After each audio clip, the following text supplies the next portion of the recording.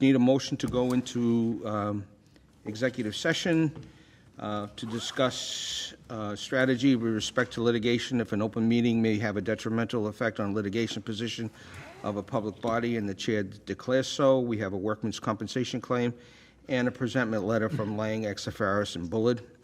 Also, we have to discuss Bliss Corner, which is to discuss strategy with respect to potential litigation arising out of disposal of solid waste and a release site if an open meeting may have a detrimental effect on the litigation position of the body, and the chair declares so. Is there a motion to go? Motion made by Mr. Mickelson.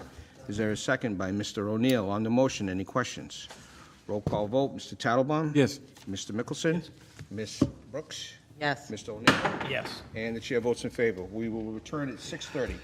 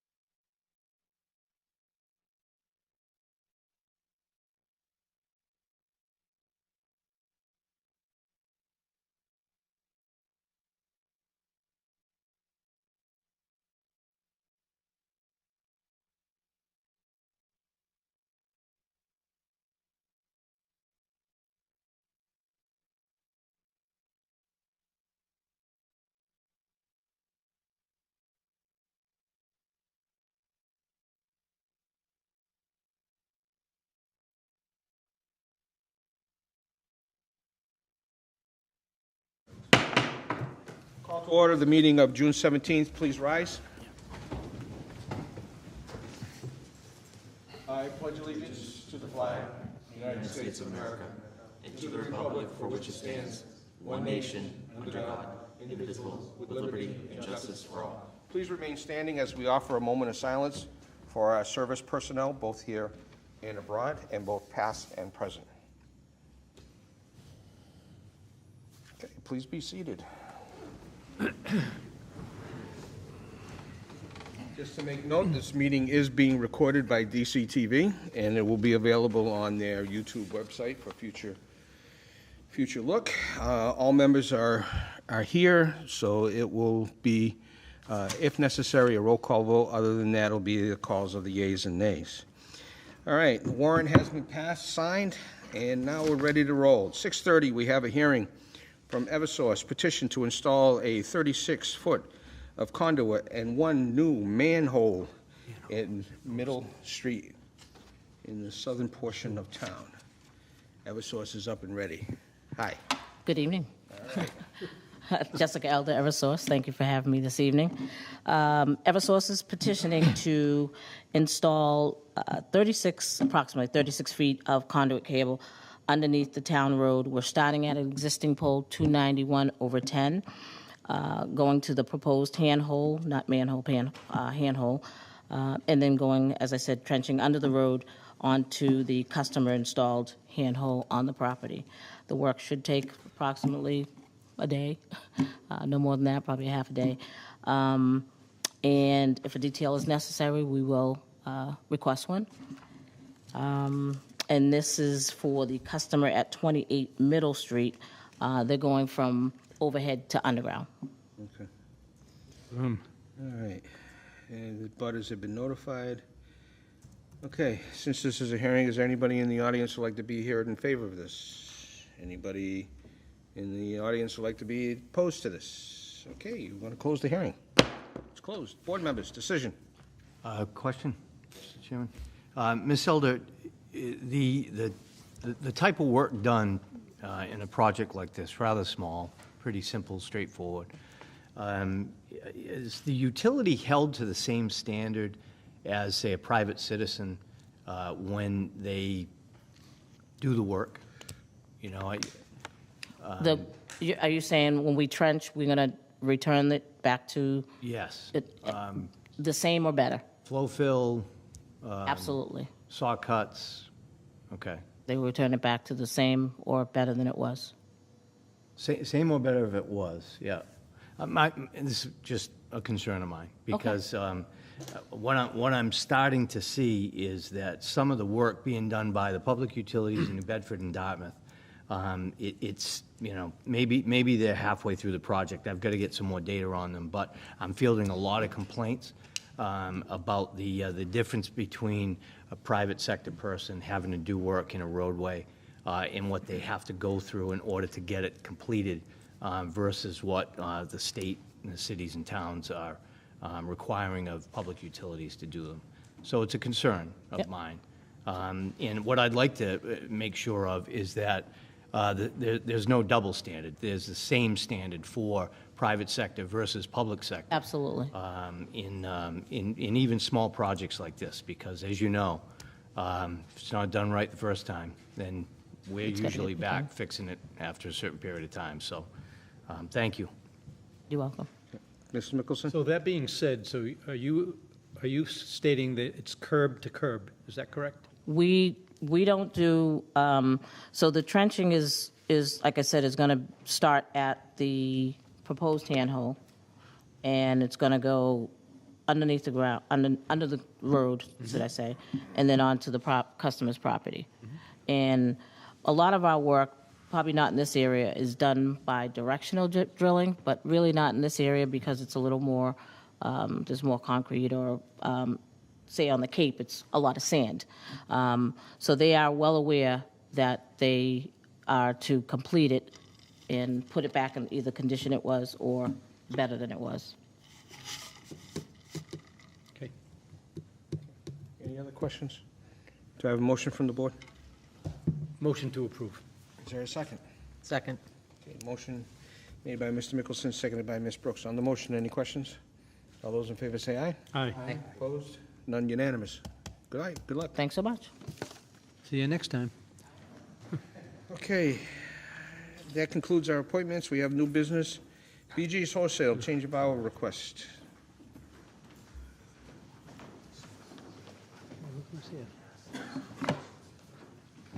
Okay.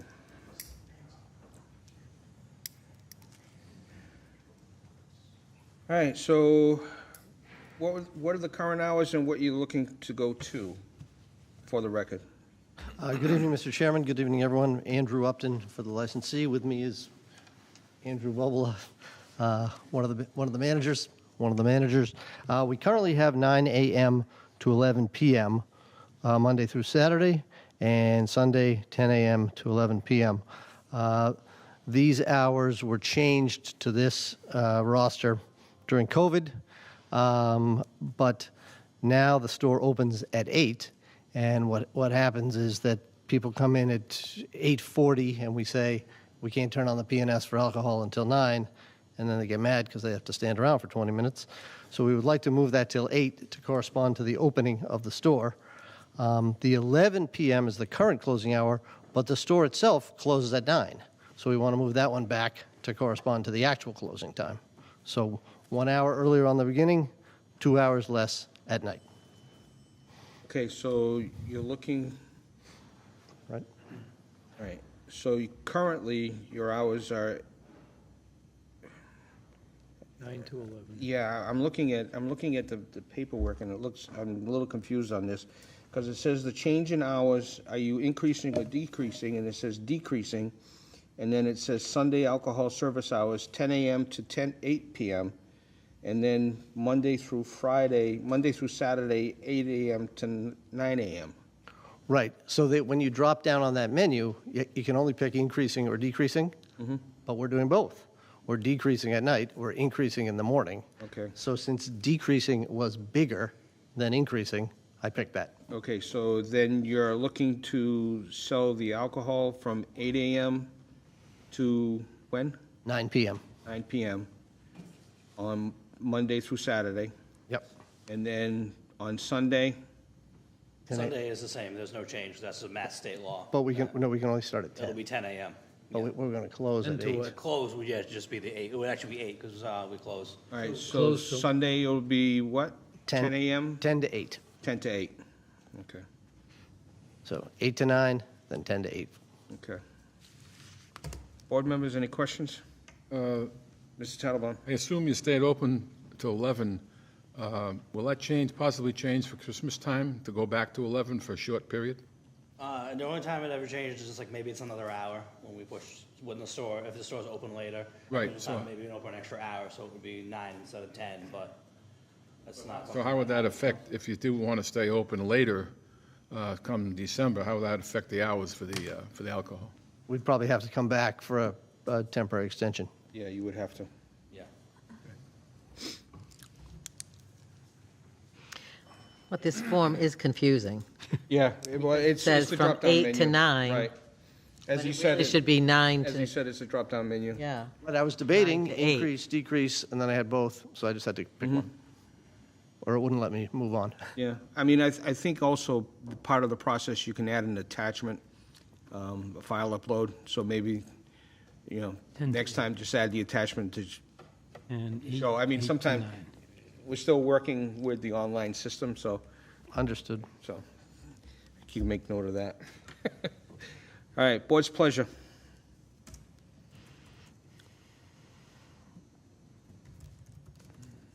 Do I have a motion to? I'll make a motion to move to. Approve? To approve. the Okay, is there a change. second? Second. Okay. On the motion, any questions? All those in favor say aye. Aye. Opposed? None unanimous. Okay, Thank you all very much. great, thank you. Okay, next item, we have a request to film at the Dartmouth Town Hall on June 30th. Mr. Bernardo, you're here. All right. Please expound upon your request.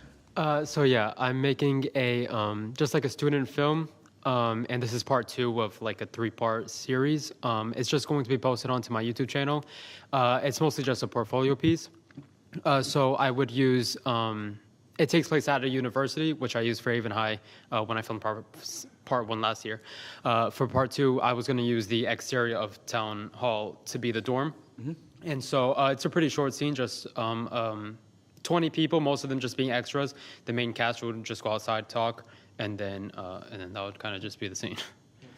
Yeah, as you said also, that you would frame out any logo. Oh yeah, or any anything like logos that, or any right? signage can be out. I mean, not that we don't want to be affiliated with your film, but. you Yeah, know, no, it's totally understandable. Yeah, we don't want to do the Harry Potter Derby thing where people come in and do all sorts of things to Right. the town hall because the Derby died there, so. What time do you want us to show up? Okay. How do we make Mr. Mickelson the star of the movie? You'll have to talk to my agent. My agent's watching right now, so. Okay, I'll have my people talk to you. Do you have age limitations on your stars? The only thing I would say, if permission was granted, that you would notify the Dartmouth Police Department. Yeah, of course. And maybe you could even work with the DPW if you need to have any kind of barricades to barricade from people driving in. So that way you have the whole property to yourself. Yeah. But I would work with that, and you can work with Mr. Vitale. Cool. I believe your event's on a Sunday, correct? Yes. Oh, yeah. Okay. Even better, we'll get more Yeah, this exposure. is- Yeah, so I would say make that suggestion. Talk to the police. All right, board's pleasure. Motion to approve. All right, is there a second? I'll second. All right, motion made by Mr. Mickelson, seconded by Mr. Tattlebaum. On the question, on the motion, any questions? All those in favor say aye. Aye. Unanimous. All right, good luck. Thank you so much. All right. I think you got some potential. Okay, next item, we have the water and sewer rate study. Boy. Mr. Barber et al.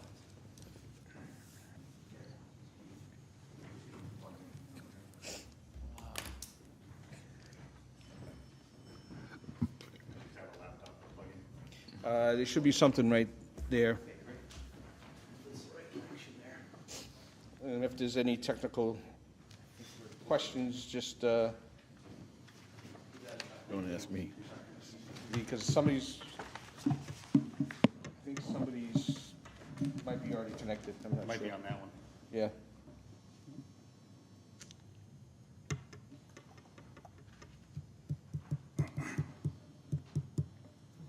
The kid out here. He knows. Is he on? Yeah, he's in the back. Where is he? He's inside.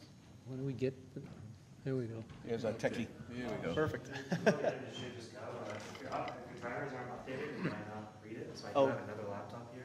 Okay. If it works, but I know this one definitely works. Yeah, that sounds great. Let's try that. Flash drive or anything to swap with? I have it on email? Sure. Okay. I have one on the flash drive, if that's easy. Oh, you have flash? While they set that up, Tim, why don't you Yeah, absolutely. brief us on what's going You on? guys set up. Good evening, Tim Barber, Department of Public Works Director. So when I first took this position as director, I knew one of the first items on the select board's list in the former administrator was for the DPW to enter into an efficiency study to study the entire department. So we initially went through some of our older studies, and then we were working with Weston and Sampson on some water evaluations and design. So we enlisted them, and we found the Abrahams Group and hired them. They're well known for their thorough work, and they have a great reputation on this type of work. And it's been a pleasure working with the Abrahams Group in Weston and Sampson. On this first half of the study includes only the water and sewer rates. So basically the history or historic rates through projected rates for future rates for the next 10 years. And based on our operations, our debt, borrowing, and future capital improvement. And then the second phase of the project will include the rest of the divisions of the Department of Public Works for an efficiency study. And in the future, the town may very well wish to expand this study with the Abrahams Group to other parts of town that it may benefit from. Ben Rollins from Weston and Sampson is here, and Matt Abrahams from the Abrahams Group. gentlemen. All right, thank you. Okay, great. Thanks for the intro there, Tim. That was great. So I'll jump right into the rate study objectives here. So there's kind of two main objectives we're trying to hit with this rate study. We're looking into a 5-year window that will generate enough income to support the high priority needed water and sewer capital improvements, as well as bolster a 15% retained earnings, which is a goal that Matt can kind of further talk about. But the town maintains robust capital improvements plans for both water and sewer, as Tim was saying. And the town hasn't made a splash water sewer capital improvements in quite a long time, so now's a great time to do it. And look at the next 5 years for what rates look like for gaining those high priority capital improvements plans as well. So the last bullet here, I've reduced the need for reliance on New Bedford water. In December of 2022, Weston and Sampson, together with Dartmouth, completed a water system evaluation, which fully looked into the holistic water system and completed a full system evaluation. And it included Dartmouth's own sources as well as water purchased from New Bedford. So that includes the 3 water treatment plants in Dartmouth, the 579 Old Westport Road water treatment plant, and the 299 and 687 Chase Roads water treatment plants as well. One of the major findings was that the water quality coming from New Bedford through the Fonts Corner pump station was relatively worse as compared to Dartmouth's own sources. So specifically, we're looking at DBPs, disinfection byproducts, and those include total trihalomethanes as well as haloacetic acids. And those were coming in near the MCLs of 80 and 60 parts per billion, respectively. Another portion of that, the other side of the coin, is water purchased from New Bedford is also around 10 times more expensive as compared to producing from town-owned sources as well. So in 2022, and Tim can update some numbers here, but in 2022, the town estimated that it costs around $800 per million gallons to produce and feed the system, as compared to just under $9,000 as purchased by New Bedford. And they have some hefty rate increases recently as well.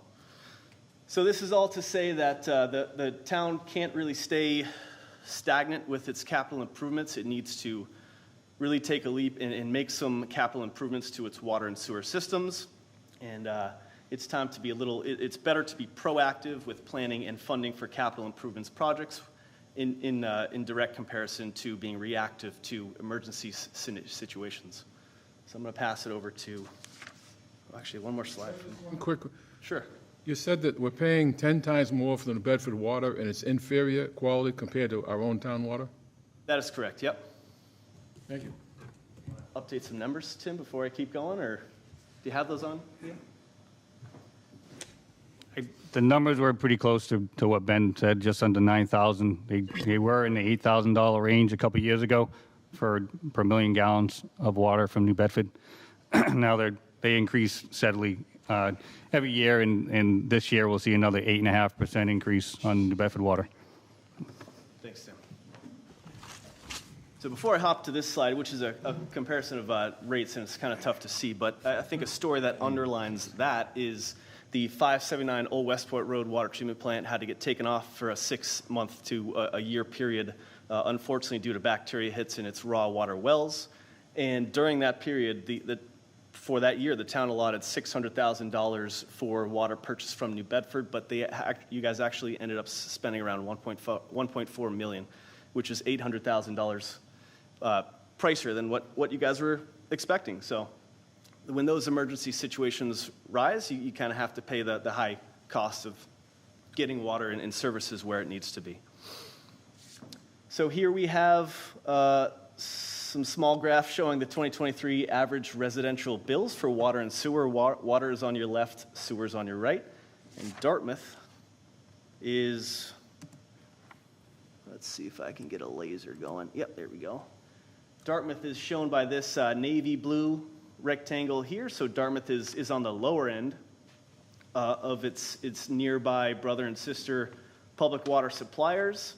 And on the right-hand side over here as well, Dartmouth is this smaller navy blue rectangle here too. And they are also, you guys are also on the lower end of residential sewer bills as well. Get that laser out of the way. I'm going to pass it over here to Matt to jump into the water rates. Okay, great. Good evening, everyone. Matt Abrahams, the Abrahams Group. Thank you, Ben. We're here to talk about water and sewer rates, really the results of the study that we've done for the town. Ben and Tim as well we've covered a lot of ground related to capital improvements, making sure we identify what the town considers to be high priority capital improvements for both water and sewer. And we've compiled all the numbers related to that, projecting expenses out over multiple years, and ultimately ended up with rate plans that we believe would allow the town to fund the capital improvements that we've included in our analysis. So we'll get a little bit more into those numbers. I just want to start off with those comments, just so you're aware that we have identified what we consider to be high priority capital, and we've included the expenses related to those improvements in our analysis. So we're going to cover some slides both for water and sewer separately, but they're similar slides. We start with water. Recent rate actions at the top, FY23, rates increased by 4%. FY24, which is the current fiscal year, rates increased by 5%, and also the minimum usage was decreased. Notes related to expenses. We identified some what we consider to be key expense areas, and we've presented those for you on this slide. The town pays New Bedford for some of its water. It's been a very high cost in high usage years, specifically $1.8 million in the recent fiscal year of FY23, and a lower cost in low usage years, $1.2 million in FY22, which was a wet year. That's why you see that discrepancy. 22 is a wet year, maybe a little bit less demand going on for water usage. 23 was a drier year, so higher demand. That's why you see that large discrepancy there. And we wanted to show you what the current budget is. That's $1.4 million. So both for the current fiscal year and the next fiscal year of FY25, the budget is the same, $1.4 million, despite an 8.5% increase. That's a rate increase that New Bedford has increased between those two fiscal years. However, the town's budget remains the same. So in other words, this is a high expense area for the water fund, and it's something that should be watched. Debt service, $846,000 in FY24, increasing to just over $1 million in FY25, and from there it'll slowly decrease going forward, but this does not include potential new debt related to the capital plan. That's just debt that's on the books today. For capital plan, what has been authorized recently, nothing for FY24, the current fiscal year. FY25, $250,000. The town maintains a robust capital plan with many high priority items. We've included, as I mentioned, all expenses related to the plan that have been identified with high priority items.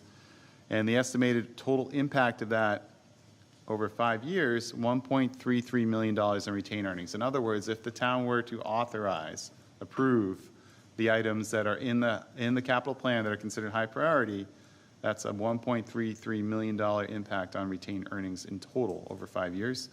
And we have it as $18 million in additional borrowings, which works out to be about $1.7 million in annual debt impact once it is all borrowed.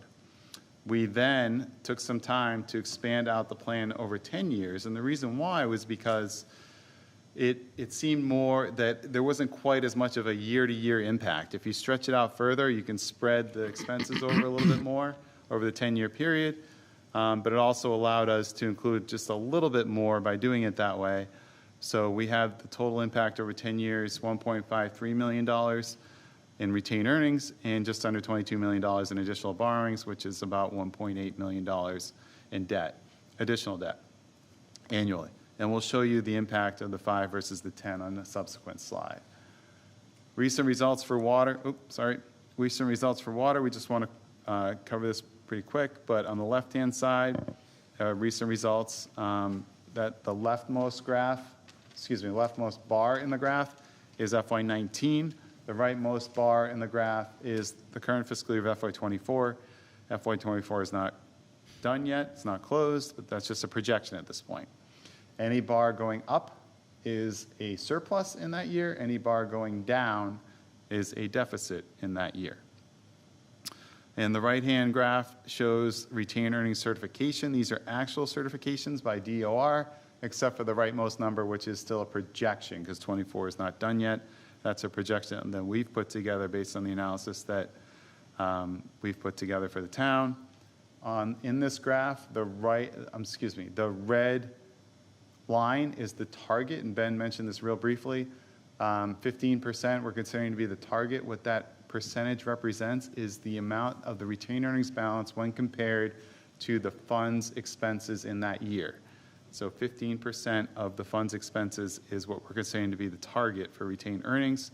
And you can see that for many years there, the blue was well above the red and has now worked its way below it and is trending downward.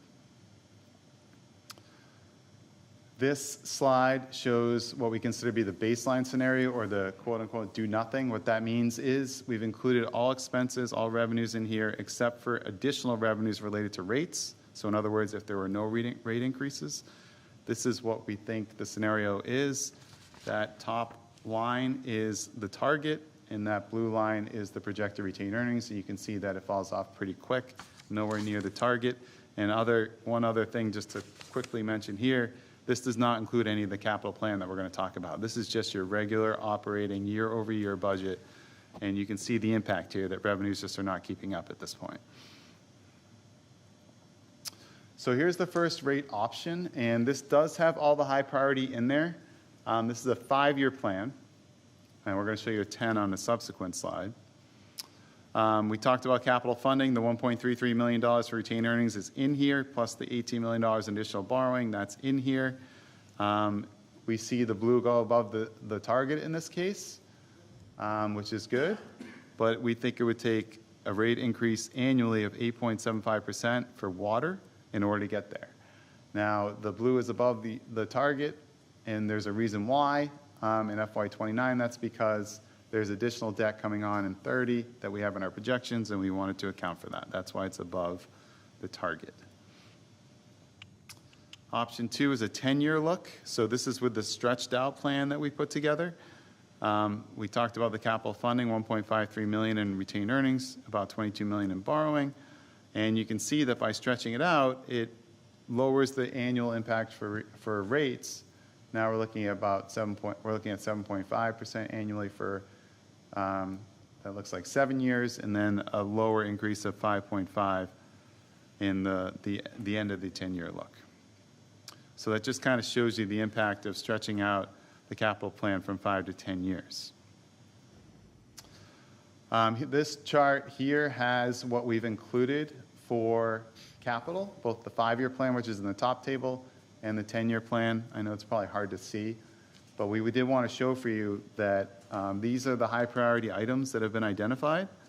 And you can see that there are some pretty large projects in here from a dollar standpoint. And if there are any specific questions, I know that Ben or Tim can handle these better than I can. I just want you to know that all of these numbers have been worked into our analysis. It does include PFAS treatment, which we have as $250,000 for the design phase and $2.5 million for the construction phase of that. And this slide shows comparison of average water bills, because we were showing percentages on the prior slide. It makes sense, but if we look at it from a bill standpoint, from a dollars standpoint, it gives you some other numbers to look at and to consider. So option 1, 8.75% annually is represented in that table. We highlighted the row in red because that's what we're tracking as the average residential family. And we have that bill going up for option 1 as $24. I think that's a per bill impact. Yes, that's a per bill impact, $24. And since it's semi-annual, you just have to double that to get the annual amount. So that'd be $48 annually. And $144 over the 5-year span if all 5 years of those rate increases were to take place. Option 2 was 7.5% annually. So that's $20 per bill, $40 per year for the average residential family. And now we're transitioning to sewer. So I'm willing to pause if there are any questions or comments related to water, or we could move on and go through the sewer slides as well. Board have any questions at this point? Quick question. Ms. Brooks first. I have a sorry, go quick ahead. question. The 5-year and 10-year plans both address the exact same projects. Close, not exactly the same. Because stretching out 10 years, we did identify some high priority items that weren't included in the 5 years because we just didn't think that, we thought that there was just too much in a 5-year plan in order to fully authorize all of those things, but if it got stretched out further, we felt like we could include a little bit more, and there was a higher chance that those would be authorized. There's only a slight difference, but there is a difference between the two. 'Cause I'm just looking at the categories, and I'm seeing the same categories. Categories mean if you're going down the table? Down the table, Route 6, water main replacement, Yep, so treatment plant, Sorry to cut you clear off. well, storage tank 687. I'm just seeing, The differences are on the bottom two rows where we kind of have catch-alls. One's called other borrowings, and one's called retained earnings. So there's some things embedded in there that aren't identified by the project names, as you see on the other rows. so having toured, all right, that's a sewer question. I'll stop there. Mr. Talbot? My own clarification, is the New Bedford water supply the only viable alternative to buy outside of town water? Take that one. Yes, currently, we only have the interconnection with the city of New Bedford. Is finding another connection, because we're talking about $1 million a year here, Yep. that is viable, it's just not possible? It is viable, as I know the city of Fall River has been working with the town of Westport in extending water and sewer through the town. It is viable to research that and sit down with the city of Fall River and look at costs to connect. So they not only it's our choice, but they also have increased 8%, and we're buying inferior water, and they've done nothing to improve the water. They just keep selling us the same stuff they have. Is that oversimplified? Simple. And it kind of pretty much hits the nail right on the head. I mean, if there's a viable choice, and I don't know what I'm talking about here, in terms of maybe even to use it as leverage with the city, because I think they're not going to want to give up this $1.5 million they're getting now. It really no cost to them, but maybe there's a way to do something different. And I'm talking out of school. I'm sorry, but I don't know if you got those kind of possibilities. Absolutely. So do we have a contract with New Bedford? With the city of New Bedford? Yeah, so we have a contract with their interconnection, but they, as they, year to year, they increase the fees and the cost per 1 million gallons of water. It's for their capital improvements and their maintenance for their systems. Just as, maybe this is going a little bit off the study, but are we looking at new sources of our own? We're not currently, but it's definitely a plan in the future.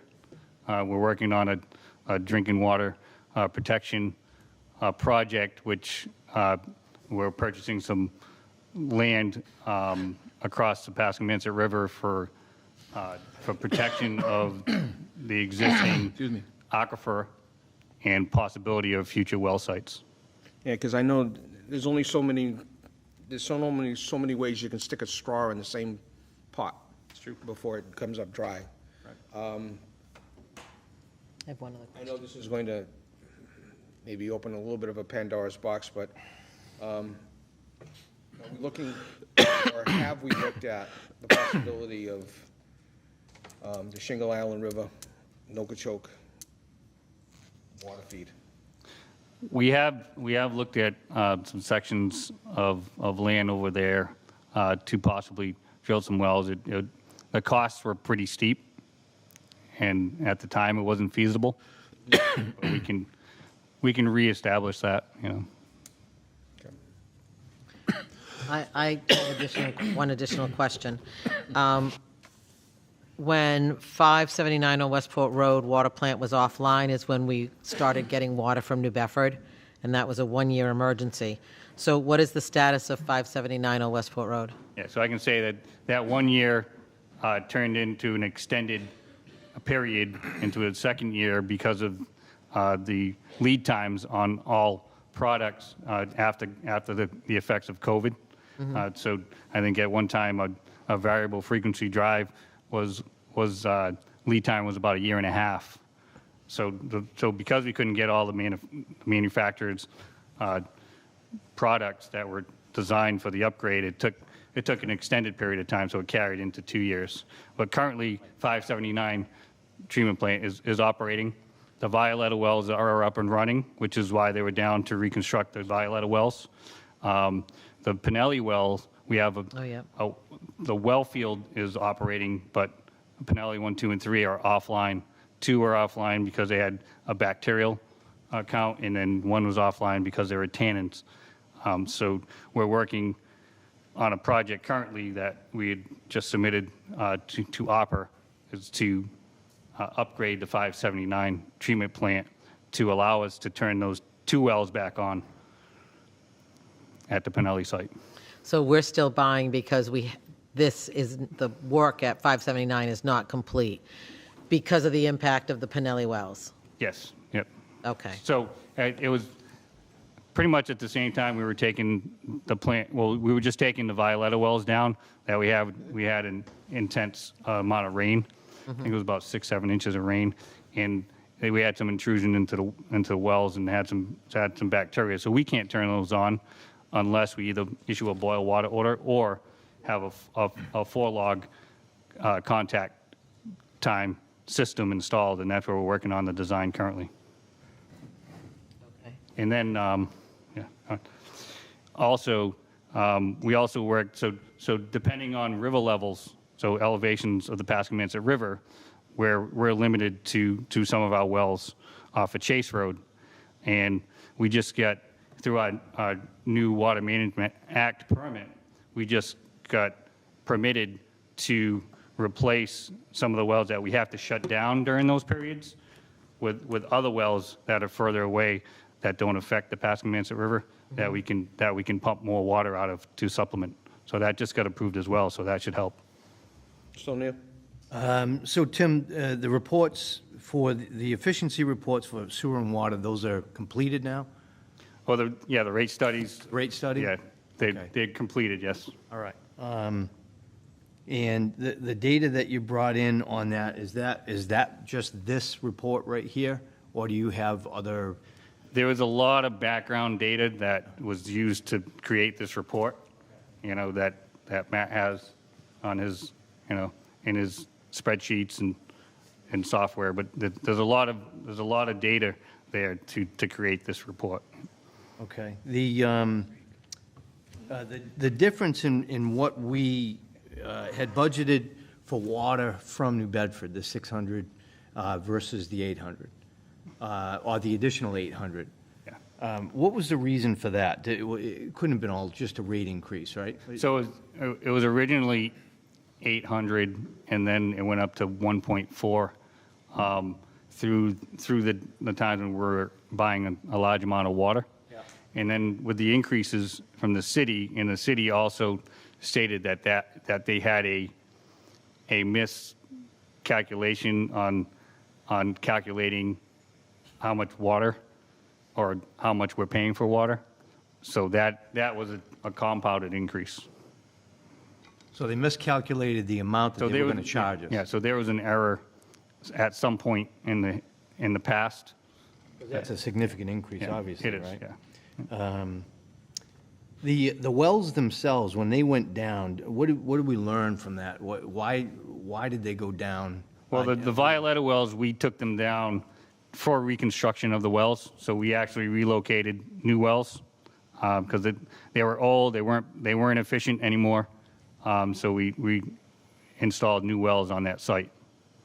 At the same time, we had intrusion into 2 of the Pinelli wells, which took down those wells, and then 1 well with tannins. So the treatment facility wouldn't function with just that 1 well field. So we shut down the entire treatment facility at that time. What are the chances of that happening again? There's always a chance, climate change and with the resiliency of our infrastructure. That's why we're working on this upcoming project to ensure that we can continue pumping water, safely, if that does happen. If we have a bacteria hit or anything, that we have the proper precautions in place. Okay. PFAS was mentioned. So the treatment for PFAS is included. Matt, in your experience, do you have any towns taking advantage of or anticipating any revenue from any of the suits that are starting to wrap up when it comes to PFAS? Do you know any of that from the lawsuits? No, I'm not aware of that. I'm sorry. Okay.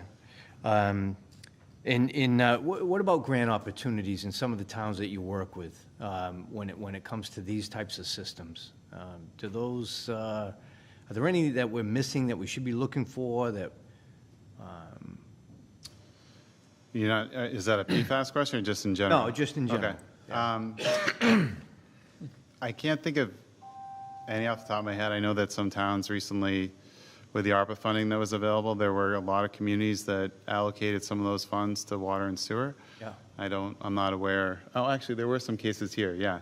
We talked about some of those, yeah. So we saw that a decent amount. And in many cases, communities would allocate that for capital projects and cover, maybe one or two projects that were worth a few $1 million. But other than that, I can't think of any others that we've seen recently. So the 15 points on retained earnings is included in all these numbers, right? We're including those in all these calculations to try and get us to a 15-point. Yeah, so what we do with our work is we compile all the numbers, revenues, and expenses, and then we also include projections related to retained earnings. And we're trying to hit that 15% target. So, and then what we do is we basically increase the revenues in order to make that happen. So when you see the rate plan that we've presented for you, or what we presented two so far, each of those is designed to try and get at the 15% retained earnings. And that's the rate that we feel like is necessary to make it happen. So you can see in that graph, for example, there's the line. Yeah. We're trying to get the the projected retained earnings to get near the target. And we therefore present rate plans that we think will do that. Given the expenses that, for capital that we're going to be looking at in these systems. Well, it's everything. It's your regular budget plus it's expenses related to capital. What are you seeing in other towns on their retained earnings numbers? It's all over. It's all over the map, but ultimately, what do they try and get to? Well, if they talk to us, like Ben mentioned earlier, we'll present a target to them. And we'll say, based on industry standards, we want the target to be anywhere from 10% to 25%. And then they usually try and hit that. But are they successful in doing so? Sometimes, yes. Sometimes, no. I think generally we see retained earnings these days somewhere between 15 and 20% are what people are trying to get at. And, with prudent planning, they can get there and be there consistently. But it does take planning, and it takes constant reviews of the funds to make sure that happens. And last question I had, Sean, was in efficiency study, did we find any efficiencies? Are there any savings embedded in these numbers that you discovered in the work that you've done that without discovering these numbers would have been higher? I can't think of any off the top of my head. I'm sorry. All right. Thank you, Sean. Mr. Vitale? Just one comment on the grants. So working with Tim and our departments, we did submit an application through the state's Community One-Stop program, actually with assistance from Serpent as well. For the first one, the Route 6 water main replacement, as well as for upgrades to 2 of our pumping stations. So there are grant opportunities out there. We look for them. Obviously, when we look at the numbers that are up here on the screen, some of these projects have a big dollar amount. So, we'll look to see if we can get a portion or best case scenario, all of these projects funded. But obviously, it's still good to make sure that we have a plan in case we do not get those funds. All right, so let's move on to the dirty side of the talk, the sewer. Okay, great. So sewer slides, very similar setup. I'll probably go through them a little more quickly just because you've seen the layout of these slides already, just different numbers really. So for sewer, the last 2 years of rate action, 23 rates went up by 9%, 24 they went up by 5%, 24 is the current fiscal year. For debt, just over $1 million in FY24, just over $1 million FY25. And again, that does not include anything related to the capital plan. So that's debt that is on the books today. For capital funding recently, nothing for 24, 300,000 for FY25, which is the next fiscal year about to start. Robust capital plan with many high priority items. How much of it should be funded? So we spent time, again, just like with water, going through sewer and identifying the high priority items, and also including an estimated large project for the construction of the treatment facility. And we did that at $50 million is included in the plan. So once we included a $50 million project, we then thought about 5 years versus 10 years, ultimately settling on a 10-year plan, which we'll show you momentarily. But the plan, the capital plan that we've included in this analysis, including the $50 million, has $1.24 million in routine earnings and just over $51 million in additional borrowings, with which, once fully borrowed, works out to be about $2.4 million in additional annual debt above what's already on the books today.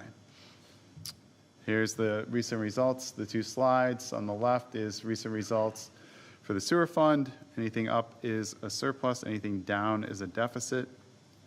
And the retained earnings graph on the right, just a similar trajectory with water.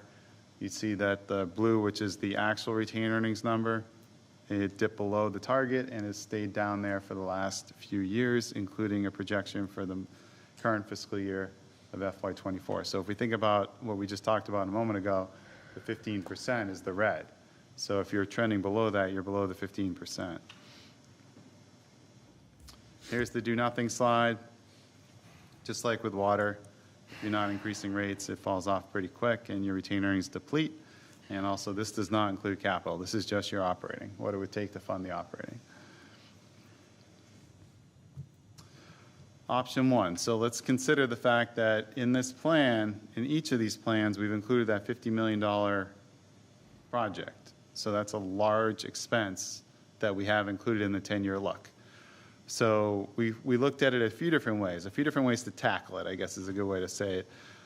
This is option one, and the way that we decided to do option one was, what do we feel like the increases need to be annually in order to keep retained earnings positive and then ultimately end up near the target by the end of the 10-year look, which you can see in that graph, it does get up to the target. But I'm going to highlight FY29 here, which is the fifth column there, that we have a 40% increase in that year in order to make that happen. So that gives you a sense of just the impact related to the treatment plant and debt related to it, how that would happen in 1 year if you were to take a year-to-year approach rather than like a longer-term approach where you're planning for it. Here's one option if you're doing the planning thing. If you're, in essence, this is saying larger increases today with a buildup of reserves, so you have the reserves, in this case retained earnings, to cover a large amount of that additional expense when it hits in FY29. So we think a 10% increase per year for the next 5 years would accomplish that. And then from there, a lower increase of 2.5% for the 5 years at the end of the 10-year look here. And you can see that under this scenario, the retained earnings projections go above the target, but that's because you're building up the reserves in order to help fund that large capital expense. It's a little bit of a similar approach, but not as aggressive in the shorter term, which means that you need to be a little bit more aggressive in the longer term in order to make it happen. So we have it 8.5% over 6 years and then 4% in the last 4 years of the 10-year look. But you can see that generally the projected retained earnings is below the target in this scenario, whereas in the prior one it was above for much of the look. Here is the capital plan, not quite as busy as the water one, but it does include that really large $50 million treatment plant related construction. That's FY28 in this look here. And the comparison of the average bills, just like we did with water, for option 1, which is the smaller increase in year 1, that's $18 per bill, so that's $36 per year for the average residential family. Option 2 is the 10% option, that's $26 per bill, that's $52 per year for the average residential family. And option 3 is 8.5%, that's $22 per bill and $44 per year for the average residential family. That's just a 1-year increase for the next fiscal year of FY25. And that's it for the sewer slide. So this is kind of a wrap-up slide here where we focus on next steps. The approval of rates, I guess, is not tentatively scheduled, actually scheduled for June 20th, this Thursday. And the plan is for new rates, assuming they are approved, would go into effect for July 1, which is just around the corner. And with that, I believe that is all we had for our presentation, but we're happy to take questions and comments at this time. Oops. It's a tremendous amount of money. My understanding also is that for the first 3 to 4 to 5 years, some of the money capital being spent is to keep the existing system running, waiting for the $50 million overhaul or whatever replacement, whatever that's going to be. So some of that money is being spent just to keep it going, as opposed to others being spent just to replace other equipment that just needs to be replaced for the long term. Is that a fair statement? You want to answer that one, Tim? Go ahead. Yes, so our capital improvements for the next few years, including operational and retained earnings spending, as well as the opera projects that we've submitted and been approved for, are projects to improve the facility currently and could possibly be built in or part of the large capacity increase and upgrade of the facility.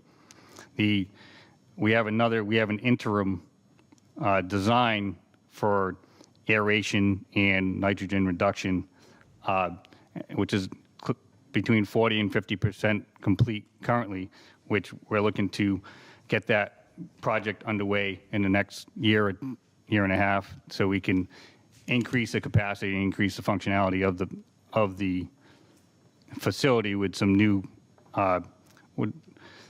aeration components.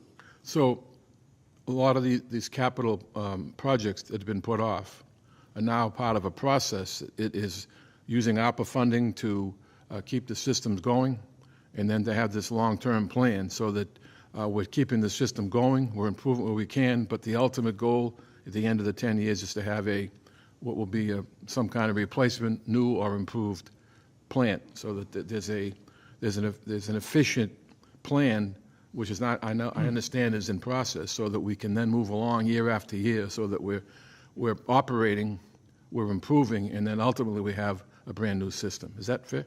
Correct. So the improvements we're making with the new technology, let's say it's for aeration or with our clamp presses, for the compost, they're all being implemented and will remain as part of the facility as we bring on the upgrade for capacity. We will, the design is to keep the upgrades that we're doing and then increase the capacity and functionality with the upgrade.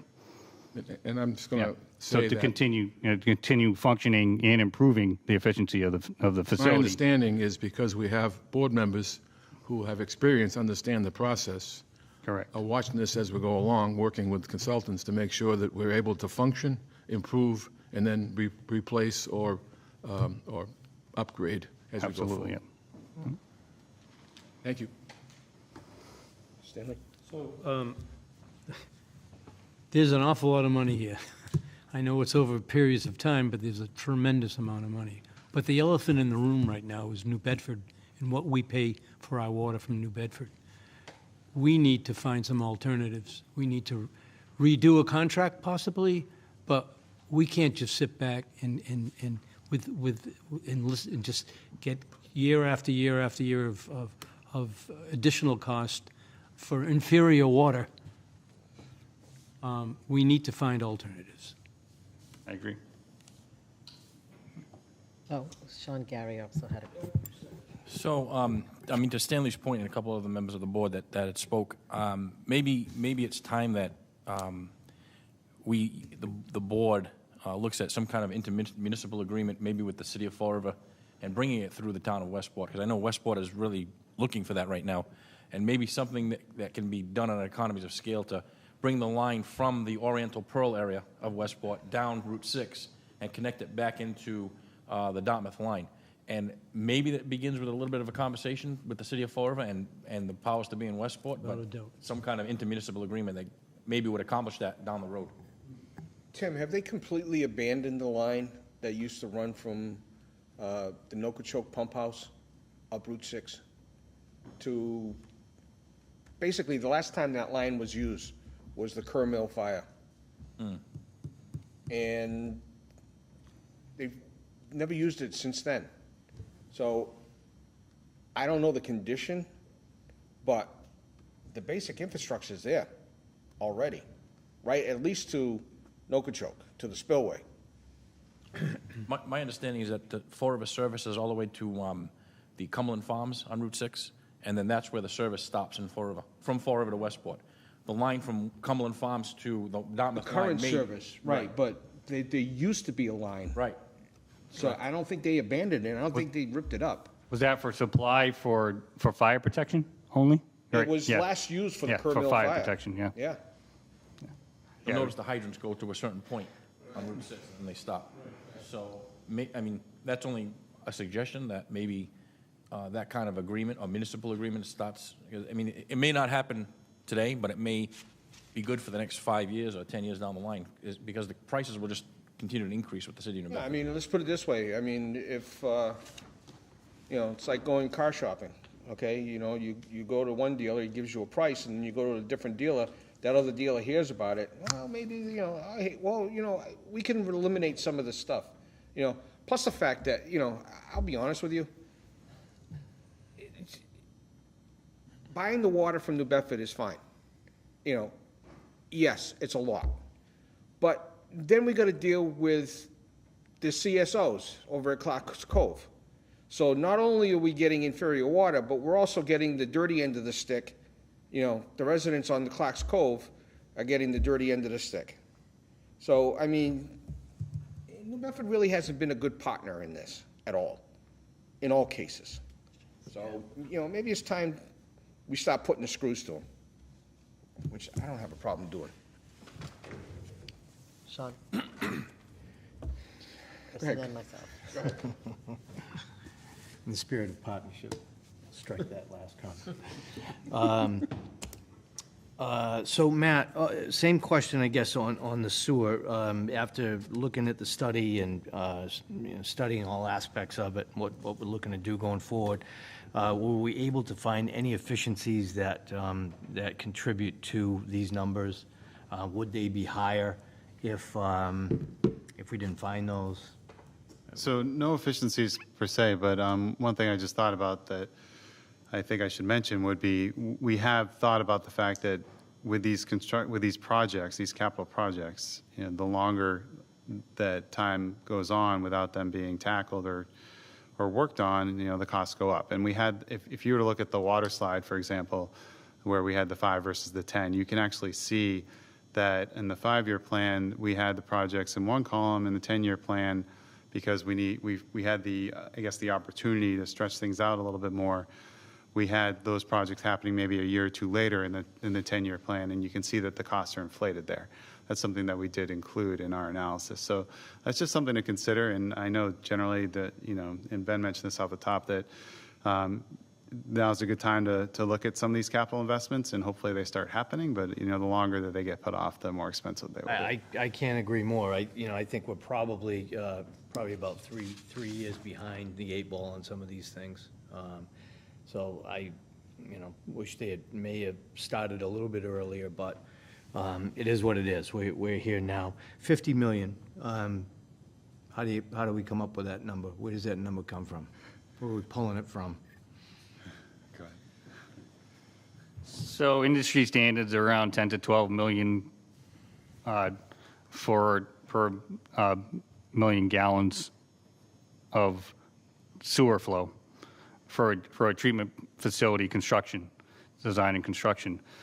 So you're looking at closer to 100 million for a full brand new facility. So we looked at 50 million for an upgrade of our facility to increase capacity and upgrade our system.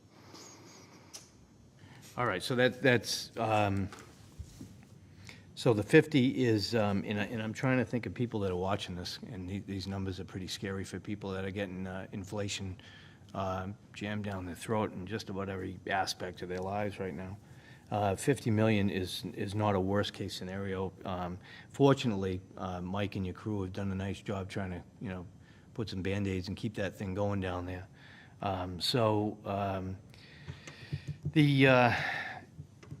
Over a long period of time, the debt ratio in the town right now we're in pretty good shape. So I think at some point you have to borrow against these things in order to keep things going. How much capacity are you looking to gain with, say the 50 upgrade? So we're looking at working with Serped for a population forecast for the future. So when we get the numbers for that study, we'll have a better idea of what will, for the growth outlook of the town, to what, creating a comprehensive wastewater management plan to include these extensions of wastewater and to see what we'll need for capacity increase. I know the last capacity increase was double the initial capacity, which was around 2 million gallons per day, and now we're operating at 4.2. Okay, what do you anticipate? I mean, we don't have too far to go in the town. We've only got a certain amount of developable land. Yeah. And even with changes in zoning and things like that are inevitable today, what are you thinking? What would be your number? If you were able to do it right now, what would be the number? Probably reaching for about 6, because I don't think 8 is feasible with, especially with the outfall. So one of our limits is the outfall. Right. So, it's a 7-mile, pipe infrastructure system that may also need to be upgraded. Okay. And where are we now as far as capacity and actual usage? Flows fluctuate around the 80% mark, and our biochemical oxygen demand, which is the BOD, which is the concentration of the wastewater, is pretty much between 80% and over 100%. Okay, so the aeration upgrades with, we're doing that with ARPA also, correct? No, those are funded through retained earnings. So we have some capital improvement projects that were previously awarded. All right. So we have some money for design and some money for construction. Okay. Is the ARPA money included in any of these calculations or estimates? The projects that were focused for ARPA are not in the capital improvement because they were on the ARPA plan. Okay. So it's not like we haven't done any upgrades. We've done upgrades with other funds. Correct. So if you look at the water plan, our first big ticket item on our capital plan was the improvements at the 579 water treatment facility. Well, this is a plan for ARPA, and it was recently submitted to ARPA for review. So that removes about $3 million off of that. But that was actually taken out of the formula because it was projected to be submitted to ARPA. Okay. But there are other similar upgrades for other treatment facilities through the next 10 years. Okay. What are you guys seeing on the interest rates for some of these things in the market? When you go to finance some of the upgrades? I think if you're looking at a 25 to 30 year SRF loan, you probably can get somewhere between 0% and 2%. Mm-hmm. Especially with our bond rating. Right. Yeah.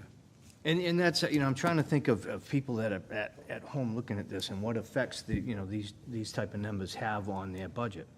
The fact that we have a low debt ratio, the fact that we have a great bond rating, and, you know, one of the reasons that you have the great bond rating is that you've kept the pressure on expenses.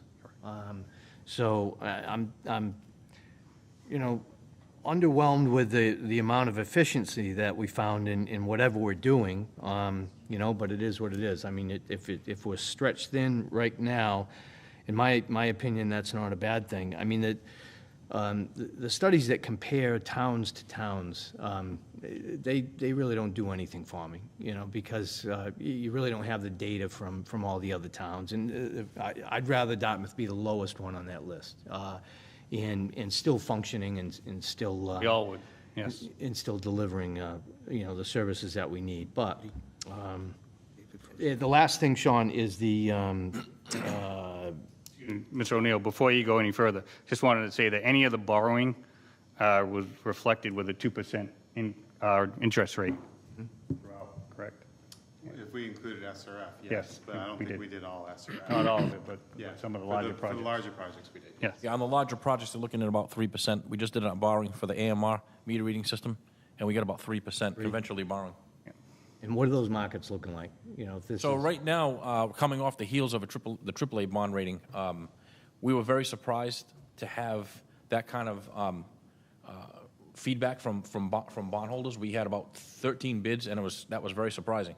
So there is a market out there for this. Yeah. And just another point to what Mr. O'Neill said, we've gotten by so long with retained earnings, but that's only going to get us so far. Right. Eventually, the retained earnings won't keep up with the capacity to upgrade the infrastructure. So conventional borrowing is really the only way we're going to be able to do this. interesting. And then just the rate impact, if you could kind of slow that part of it down and break it out with water and sewer one more time, and how it actually affects either the monthly, quarterly, or annual bill, because that can be a little bit confusing for people. You know, what those increases would actually be at, say, the 10-year. To individuals' bills? Is that what you're Yes, asking? Okay. yes. Before I talk about that, I just want to quickly mention, just related to the borrowing that we were talking about. I don't have it in front of me, but by memory, I believe that we used a more conservative interest rate than what was just mentioned a moment ago, the 3%, which is great. I think we might have had it as 4.5% anytime we projected debt. So just keep that in the back of your minds, that the debt's probably on the conservative side based on current market conditions, or at least what this town can get. So just wanted to mention that quickly. Yep. From a dollar standpoint, we do have a slide on that. Now, we only focused on, we have some sample users here, but we did compile who is the average residential user, which would be based on the average household, and then also the average residential family. I think that was based on a four-person family. But we do have some user examples here, and this is per bill impact. So for a minimum residential user, which is that top row, this is water, that 8.75% increase for the option one. That's about a $4 per bill impact. We're assuming semi-annual bills for each of these users. How do they do it, Gary? We're semi-annual right now, we're going quarterly. All right, so we are going quarterly, okay. Yep. Yep, so that's a $4 impact, and that's $8 per year. For the average residential user, which would be a household, so smaller than a four-person family. That's about $10 per bill, $20 per year. The average residential family we have is $24 per bill, $48 per year. And then we also have a commercial user that's a bigger impact. You can see a higher usage there. That's 10,000 usage we assumed. $60-ish per bill, which is about $120 per year. So this is the highest increase that we've put together for water. And then if we go to sewer, the highest increase in this case that we've proposed or have as part of a plan is option 2. That's 10%. So for the minimum user, that is about a $5.30-something cents per bill. So that's a little over $10 annually. Average residential user, that's about $12 per bill. That's $24 per year. The average residential family, $26 per bill, $52 per year. And those are the highest of the options presented. So any of the other plans would show dollar impact a little bit less than that. You all set, Mr. O'Neill? Yes. Okay. Mr. Tattelbaum? I'd like just to make a special note here.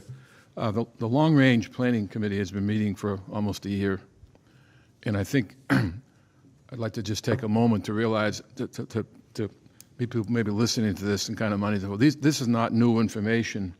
The committee came up with millions, as much as $300 million to be spent over the next 30 or 40 years, and these are projections, but they need a lot more work. And then we have enterprise funds that can only be funded a certain way, and we have long-term debt that we can fund another way, and we have experts for that. But think of who the people who are involved in the long-range planning. The chair of the DPW, the chair of the Capital Planning Committee, the finance director, the town administrator, 2 co's at this point, a select board member and a FinCom member. These are we feel are the most important members to look at it and bring this information back to the select board. We will meet again in the month of June. We took time off before town meeting. It's our job to let people know the facts. Do you want clean water? Do you want a sewer system that works? Do you want a school system you're proud of? Do you want to pave roads at a rate that we can be acceptable? Our job is to provide all these facts and then let people decide what they want to do. Real facts with real numbers that make sense. And frankly, my issue here is that I think that once again we're going to look towards fall town meeting to present even more information so that people can have the facts they need to make decisions. The debate is not, should we have done this over the last 5, 10, 15, and 20 years? The debate is, what do we do right now going forward in the next 5 to 10 to 20, 30, and 40 years? And I think we have an opportunity. We have a grid put together that makes sense, and we're going to prioritize it. What are the most important things to do? And I think that that information will be brought to this board, make that decision, and then we move forward. And I think that we've got a handle on it. The numbers are gigantic, but they're not impossible. And I look forward to presenting this information through our committee to make sense so that we can then make the right decisions. Thank you. So I'm going to take a little piece of what Mr. Tattlebaum just said and Mr. O'Neill alluded to, that in looking at the folks who are watching at home, we're talking about changes to the sewer bill and to the water bill. Now, it was stated that this is going to be voted on the 20th of this month, which is Thursday. It's voted on by the Board of Public Works. In previous years, we had not looked at this in advance of the Board of Public Works making a decision, and I appreciate the fact that we're looking at this tonight. Although it's their decision, I would like to, weigh some things in. However, I also want to make it clear that these funds that we're talking about in these bills go into their retained earnings, and that's how they pay for these things. So we've at different points talked about an override. An override would not give the money to the sewer plant that we see here for $50 million. That's paid for through these enterprise funds, through the money that we pay as residents when we pay our sewer bill, correct? So we cannot say this is something we can do an override for. It's paid for this way. So I look at this and say, one, I've been on a tour of the treatment facility and was horrified of what I saw, because every day when I flush, I want it to go away. I don't want to think another thing about it. And I'm very glad that Tim and that board think about that every single day. But having toured that plant, I look at it and think, is $50 million realistic to upgrade the plant? Or should we? That plant was built in 1973. Should we be looking at a brand new facility with the bells and the whistles? And is that $100 million? I don't want to look at something and regret that we didn't do the best we could do. So I look at this and think, that's 5 years down the road. I mean, I know it takes time to do the study, to do the plot, the plans, and all of that, and maybe realistically, a project like that will take 5 years. But I worry between now and 5 years from now that I'm going to flush and have a problem, and it's not going to be, something I can snake. It's going to be something up the road. And when I have the problem, everyone's having the problem. And now what do we do? So I'm looking at this. No one wants to pay more money. But at the same time, first of all, I'll tell you, sewer rate option 1, in FY29, a 40% increase, that can't fly. I look at that and think that's crazy talk to think that in FY29, I guess I'm saying, like, please look at these others that are spreading it out, unless we're looking at a lot of folks moving out of town in FY28.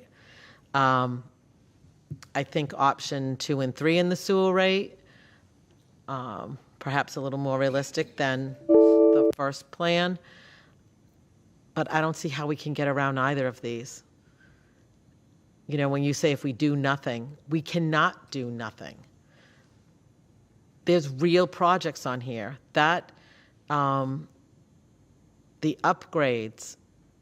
I know that at one point DCTV was, making like some videos of that. When I went through the sewer treatment plant and saw that it is industrial size blowers, it's not home fans, it's industrial size blowers, are blowing on the mechanics in the sewer treatment plant to keep the parts cool enough to function. I literally said, oh, that's a problem. And so I don't want to wait. I want things to move on this. And so if we have to look at this and be aggressive to have start getting some money under our wings for that upgrade of construction, we really have to know that the upgrade is going to be what we need. There may not be a lot of buildable land, but so much of the land people are looking at for not single-family homes. They're looking at buying up stretches of land and changing it from single-family homes to affordable housing, to multi-residential use. We're talking about not one toilet flushing, but 100 toilets flushing. And I really am worried about looking at an upgrade versus a new build. And I am concerned what we're paying with New Bedford. But if we can get these wells, the Pinelli well issue, and get 579 Old Westport Road running to full capacity, we won't need to buy water. So I want to make sure that whatever we need to get those wells up and running is in here, because I think we're robbing Peter to pay Paul, and we need to take care of our own with our good water, so we don't have to worry about the bad water coming from New Bedford or anywhere else. Quick one. Good. Quick one, Tim, the SERPED study, how long do you think that's going to take for them to get you something back? They did commit to having answers during June, the month of June, so. That'd be interesting to see what that comes back with. And just one comment on that. Yeah. So I've been working with Tim on this, and so I think to the point that we mentioned earlier about population, there's also that discussion about density, right? And so where are we going to need the resources around town? So I think, as time goes on, that $50 million, whether it's a little less, probably a little more, but we'll be able to refine our numbers. Yeah, so we're working on proposals for a full evaluation of the facility with a design using the projections for the population, as well as capacity increases and new components. So. Okay. All right. Well, one thing is perfectly clear is that this could have easily been a separate meeting on this issue alone. So Absolutely. we'll have to put that in the back of our mind for the future reference, that's for sure. This to me is very concerning. Yeah, but, you know, it's also part of our fault. And our fault meaning the town collectively, because we have made it really clear that we don't want to raise our taxes. We don't really want to raise what we need to do over the years. We want to keep it nice and low, keep it happy. We are now creating a problem of our own making down the line. This could it have been addressed 20 years ago? Maybe. Could it have been addressed 10 years ago? Yes. But we decided to make sure, stay the course, keep everything low, keep it nice, you know. I'm not going to say the roosters have come home to roost, but you can hear them crowing. All right, so thank you very much for your, Very informative. yeah. Thank you. Yeah, that's for sure.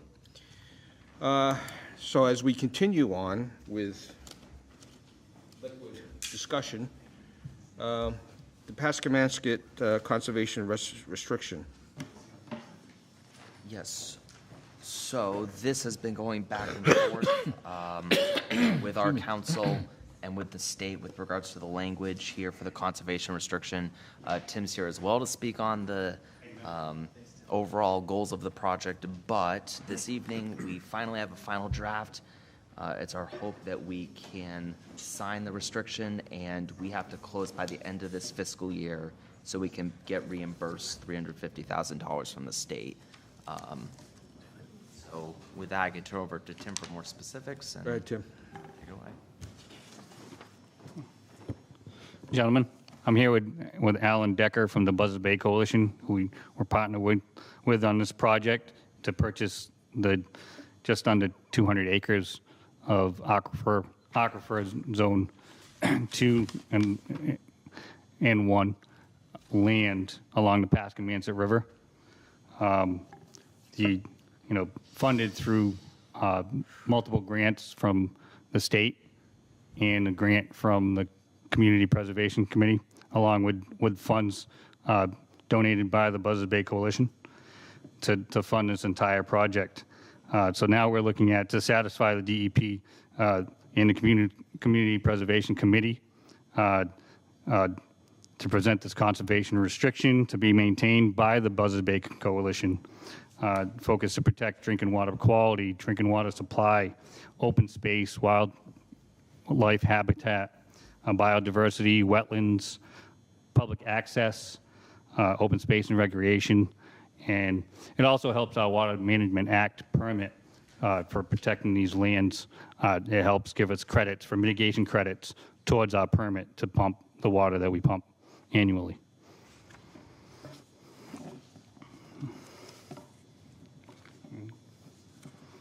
Board members, any questions? Not me.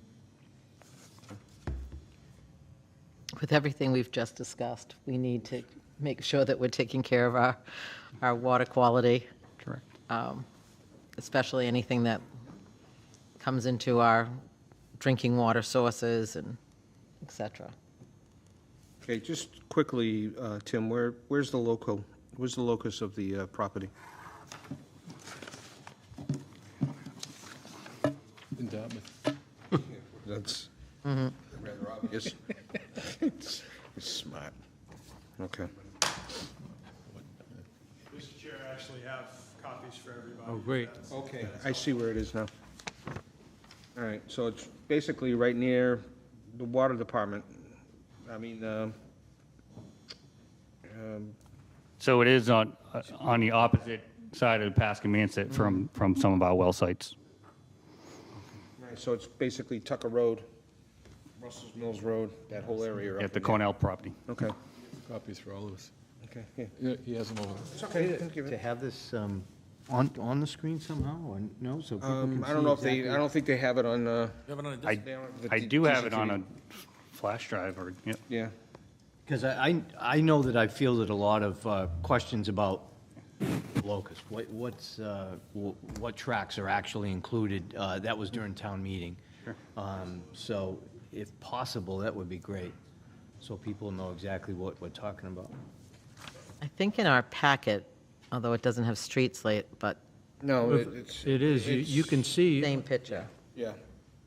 it is in the packet. Colorful one is better. It's in black and white, and it's kind of hard to read in our packet. Colorful one is Mr. Chair, would you like, I've got sets much better. Yeah, well, it's, I mean, for us, I was trying to get something for, for the screen. Here, let's see. I'll hold it up. Mike, zoom in. So I don't think it if works you- that way. If you don't mind, I'm Alan Decker with Buzzards Bay Coalition. This is the property that was just brought up at town meeting at the beginning of the month. Town meeting did approve the acquisition of the property, and this was the same property that town meeting last fall approved the CPA funding for. So, yeah, it's this, just under, this is exactly it. Thank you. For the folks at home, okay, there it is. So basically, Gary, just point, there you go. There we go. So just if, for reference right there at the corner of Tucker Road, Russell's Mills Road, which is right near the blue, right there, that's the old Dairy Chief property. The high school is further down the road. So that's all your location right there. It's all that land back there.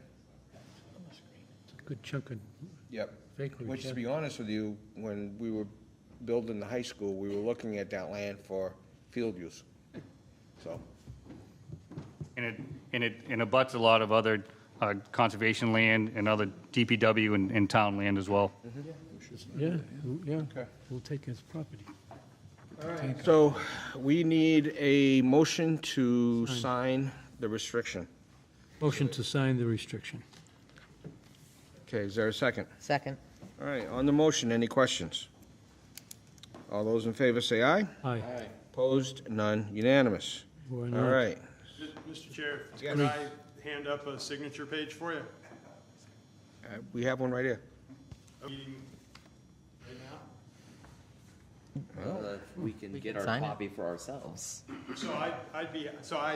the reason I'm asking is I'm able to notarize it, and then I can scan it and get it to you tomorrow morning.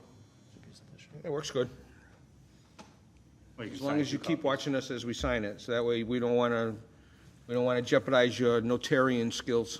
No, not at all. It's just a matter of efficiency, that's all. Okay. That's it, yeah. Efficiency in government meeting doesn't quite work at the same time. I don't want to Sign him or else. Okay. happy to do it. Two more. However, Let's get it done. more documents. Beautiful. All right, so as that's being finished, the ARPA funding update.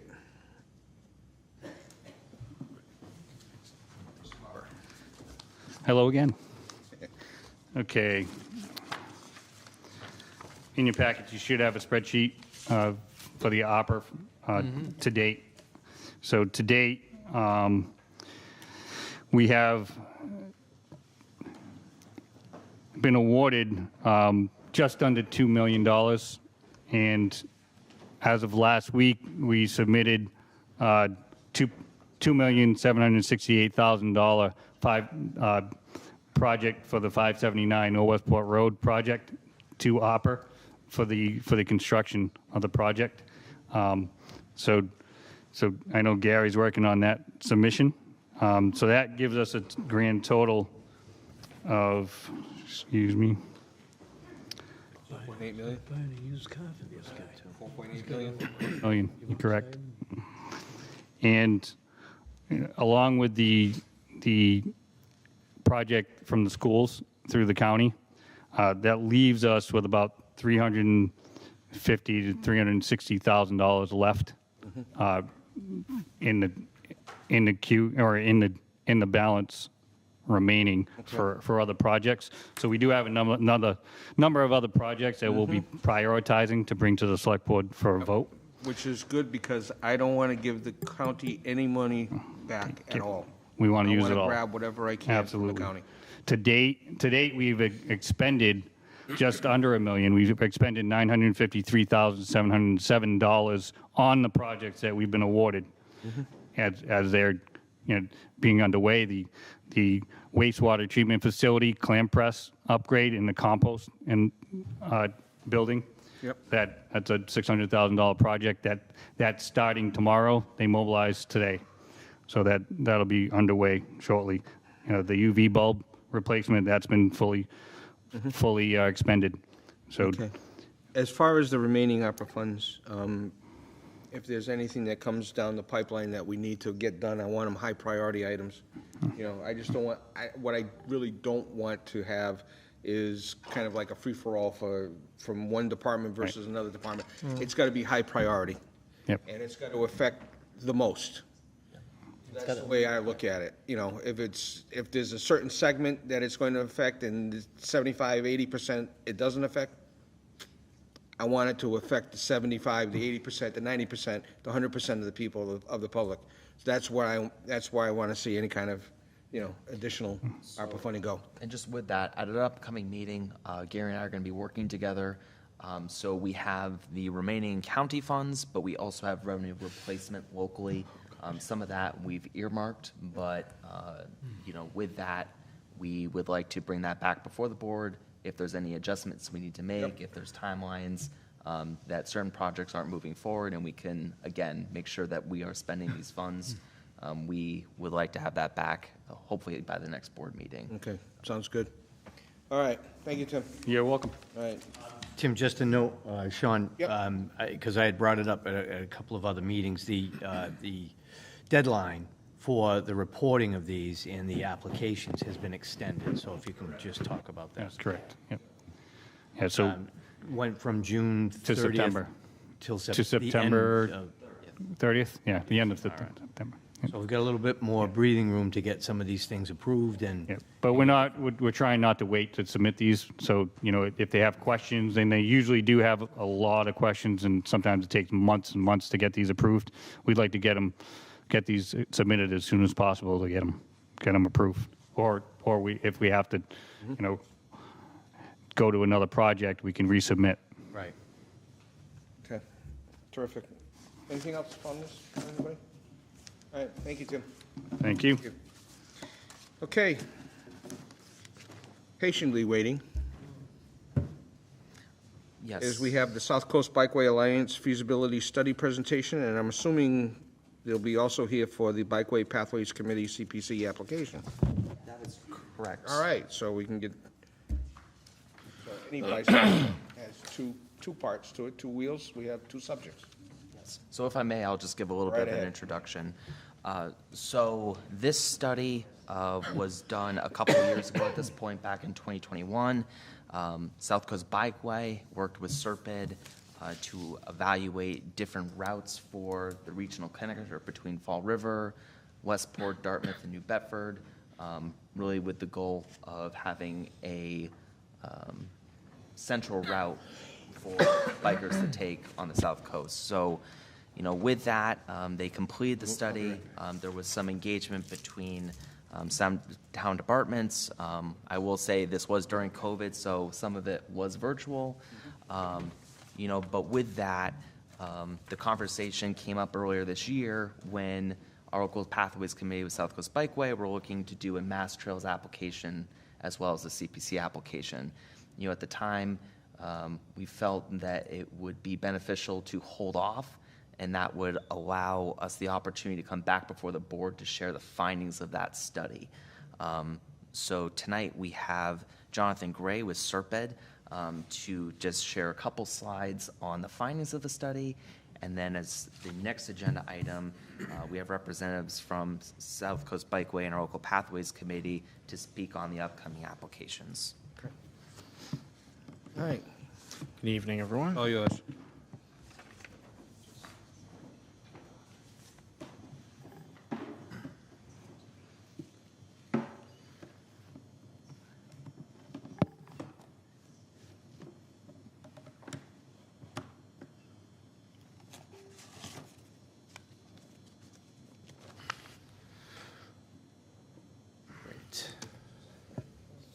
It's like a plethora of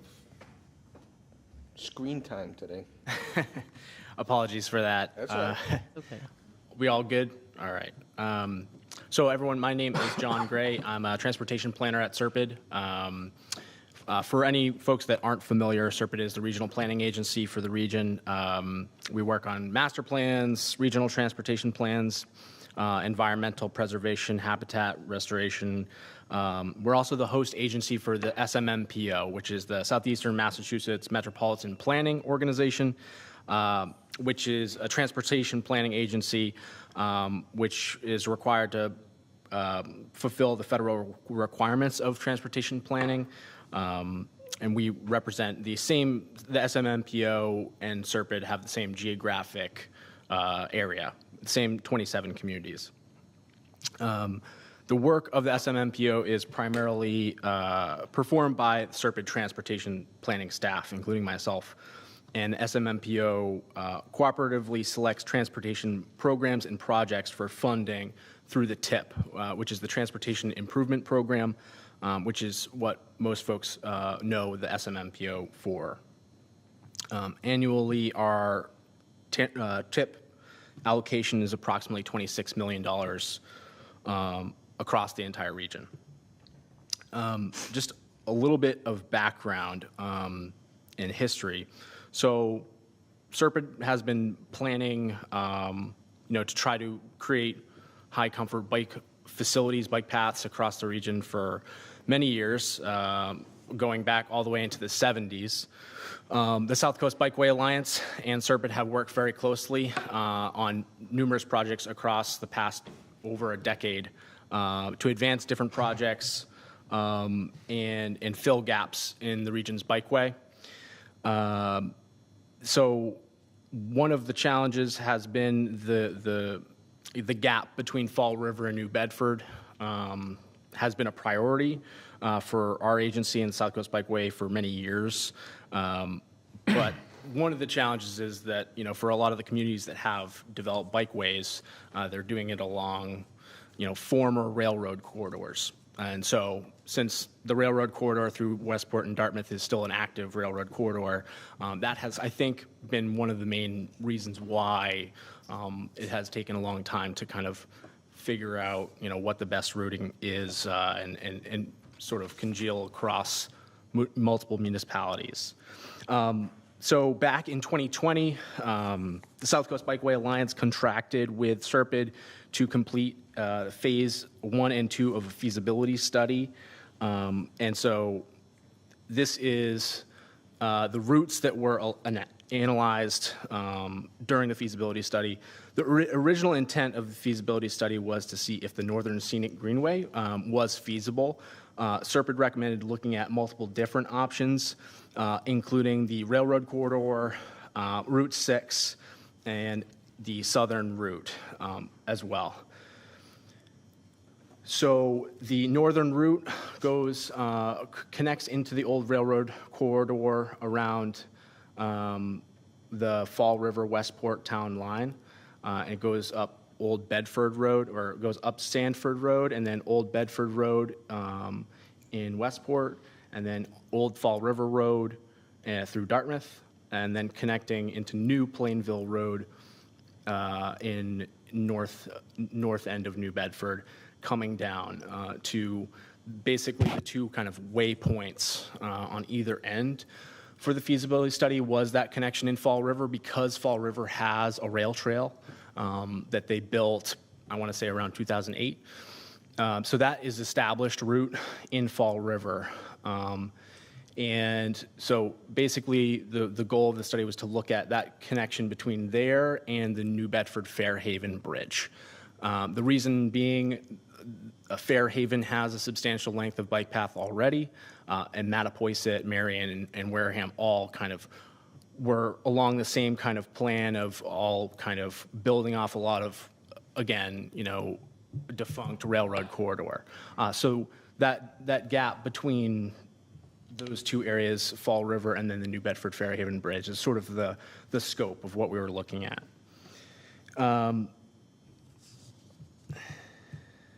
So the guiding principles for the feasibility study included the overall goal, which is the South Coast Bikeway, is to develop an off-road bikeway network connecting the South Coast communities that would serve all ages, abilities, and economic and social backgrounds. The guiding principles included safe trails and on-road facilities that encourage people of all ages and abilities and all economic and social backgrounds to use the pathway. Second goal is to connect to trip generators, including open space, retail, services, education, transit, and other attractions as well. And thirdly, to create something that's accessible, connected, and prioritize a wide range of opportunities for a diverse and inclusive group of residents. The feasibility studies, route grading criteria, which resulted in the overall score for each of the routes that was studied, was aimed towards what would be the highest comfort, most enjoyable route. Regarding the route scoring overall, the routes were graded as a whole. So the routes were not graded, just for Westport, just for Dartmouth, or just for New Bedford. The routes from this map were looked at in total. Looking at the entirety of the route.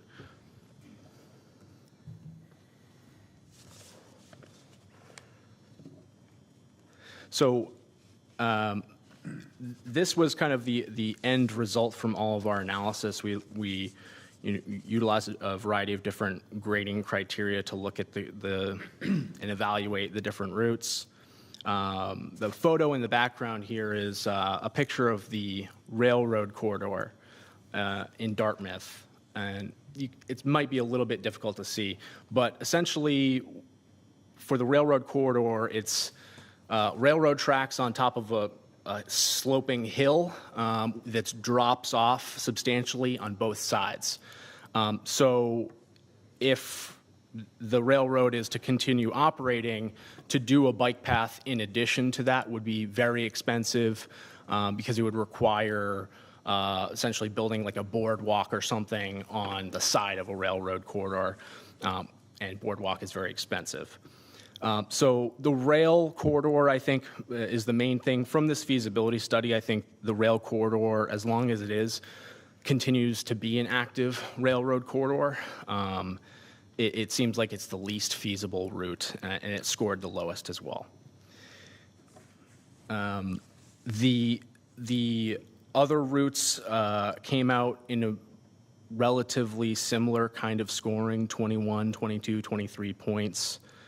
The length is also a factor. The northern route is 3.8 miles, central route 10 miles, and southern route 25.5. You'll notice the southern route cost estimate, and again, I should emphasize the cost estimates are from 2020, 2021. So these costs are likely lower than the actual cost would be today.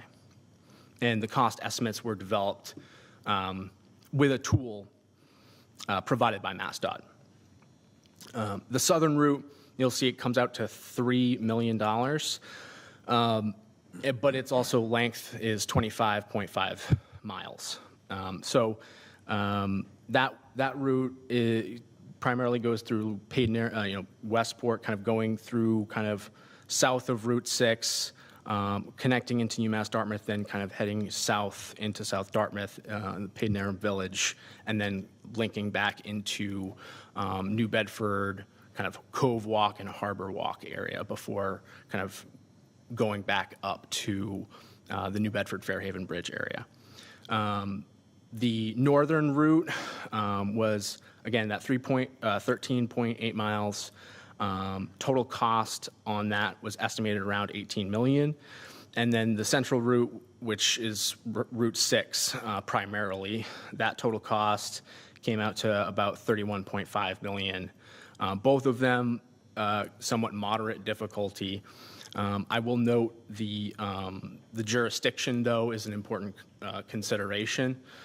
So with the northern route, at least for the town of Dartmouth, that Old Fall River Road is the town of Dartmouth jurisdiction, is not MassDOT jurisdiction, which means that to get funding to do a bike path along the side of it, the town would need to kind of lead that process and pay for a lot of the design and engineering to get it to the point where it can become a TIP project. With the central route, Route 6, that would not be the case. MassDOT, if there's a bike path that's built on a MassDOT jurisdiction roadway, MassDOT pays for that. That's not the town of Dartmouth that pays for that. Obviously, there's a lot of considerations regarding safety, and I think the emphasis on a high comfort facility led the study to conclude the Northern Scenic Greenway as a preferred option, which was influenced by the South Coast Bikeway, was a proponent for that route. The public engagement that was received during the study also supported looking at that for the the reason being the highest comfort route. Let me see here. So the other thing that is also a consideration is the TIP projects. So the town of Dartmouth, anytime the town is looking to, redo a corridor, a large corridor, or redo a large intersection, typically that goes into the TIP process to get federal funds. So it's a lesser burden on the taxpayers. And so the town of Dartmouth does have several projects already in the queue for the TIP. So that would also be another consideration is, the town would need to prioritize what projects would be, prioritized within the TIP as well. Regarding the routing for any shared use path, so Serpids and the SMMPO, our goal is to realize the South Coast Bikeway as soon as possible to essentially enable that higher degree of bike ridership. I was the project lead on the regional bike plan that was just created last year, and we got substantial amounts of public feedback regarding really a need for high comfort infrastructure. Our guidance documents as well from the federal highway, points to some statistics which I think are useful, which include for a bike lane, typically about less than 10% of the general population is comfortable riding on a bike lane. If you turn that into a shared use path, which is what more people are familiar with, like a rail trail, a 10-foot wide, separated facility, you're up to more like 60-70% of people are comfortable using that. So there's a big difference in terms of the type of facility that you have. And so that also kind of factors into that southern route, maybe scoring a little bit lower, but overall costing less because it utilized more bike lanes and not like a separated shared use path. The agency, this feasibility study was done in 2020, 2021. We, as an agency, do have a concern about just ensuring that there is a formal agreement between the town of Westport, the town of Dartmouth, city of New Bedford, to make sure that all of the communities are on the same page as far as what route is selected. It's not our role to necessarily advocate for any of the routes. It's the prerogative of each of the towns to decide what route makes the most sense.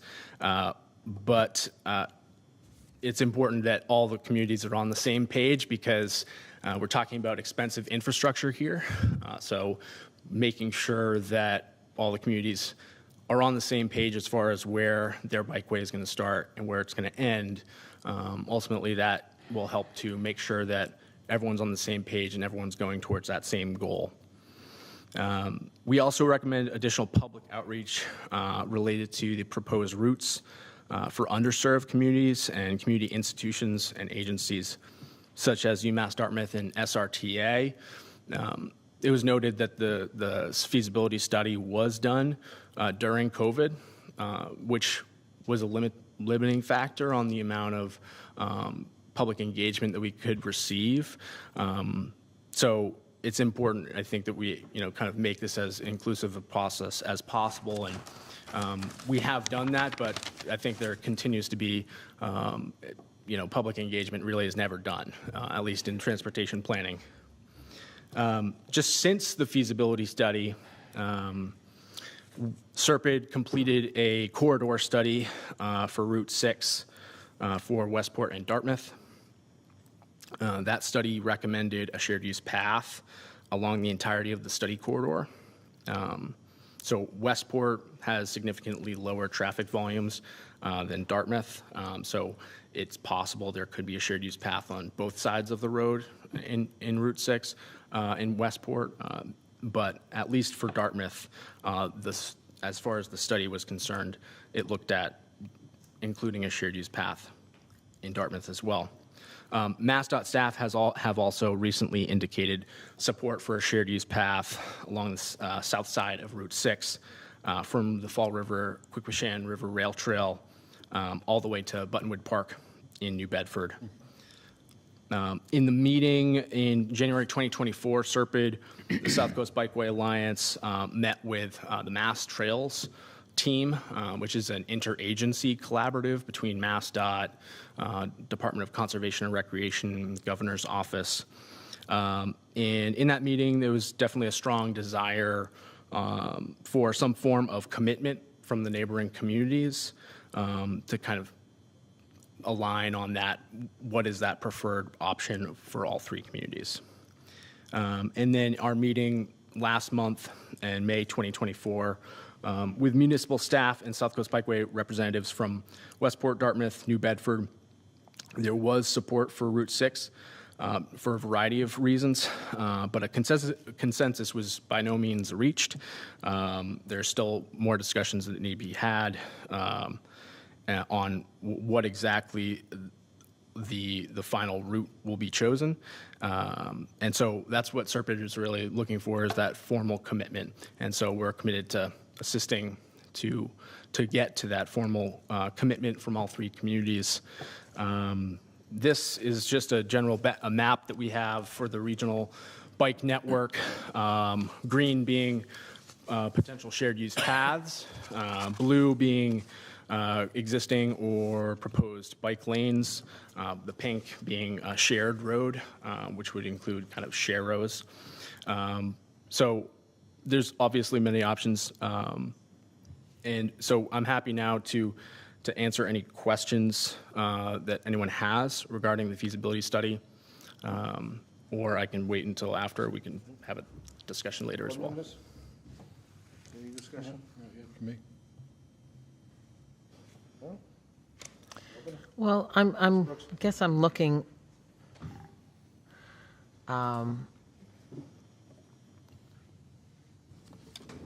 I'm just looking at the report that we received, and that the consideration is looking at the Northern Scenic Greenway route option.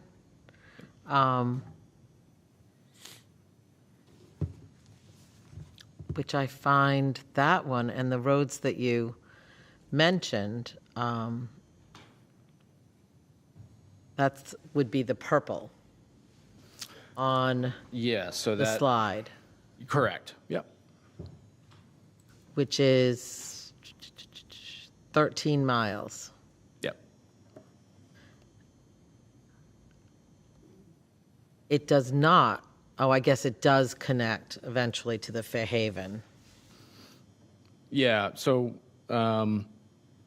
that route goes through the Old Bedford Road, Old Fall River Road, Yep. New Plainville Road, goes around the airport, and then it goes kind of to some of the roads kind of leading, basically, linking into some of the existing bike lane roads in New Bedford, kind of getting down to that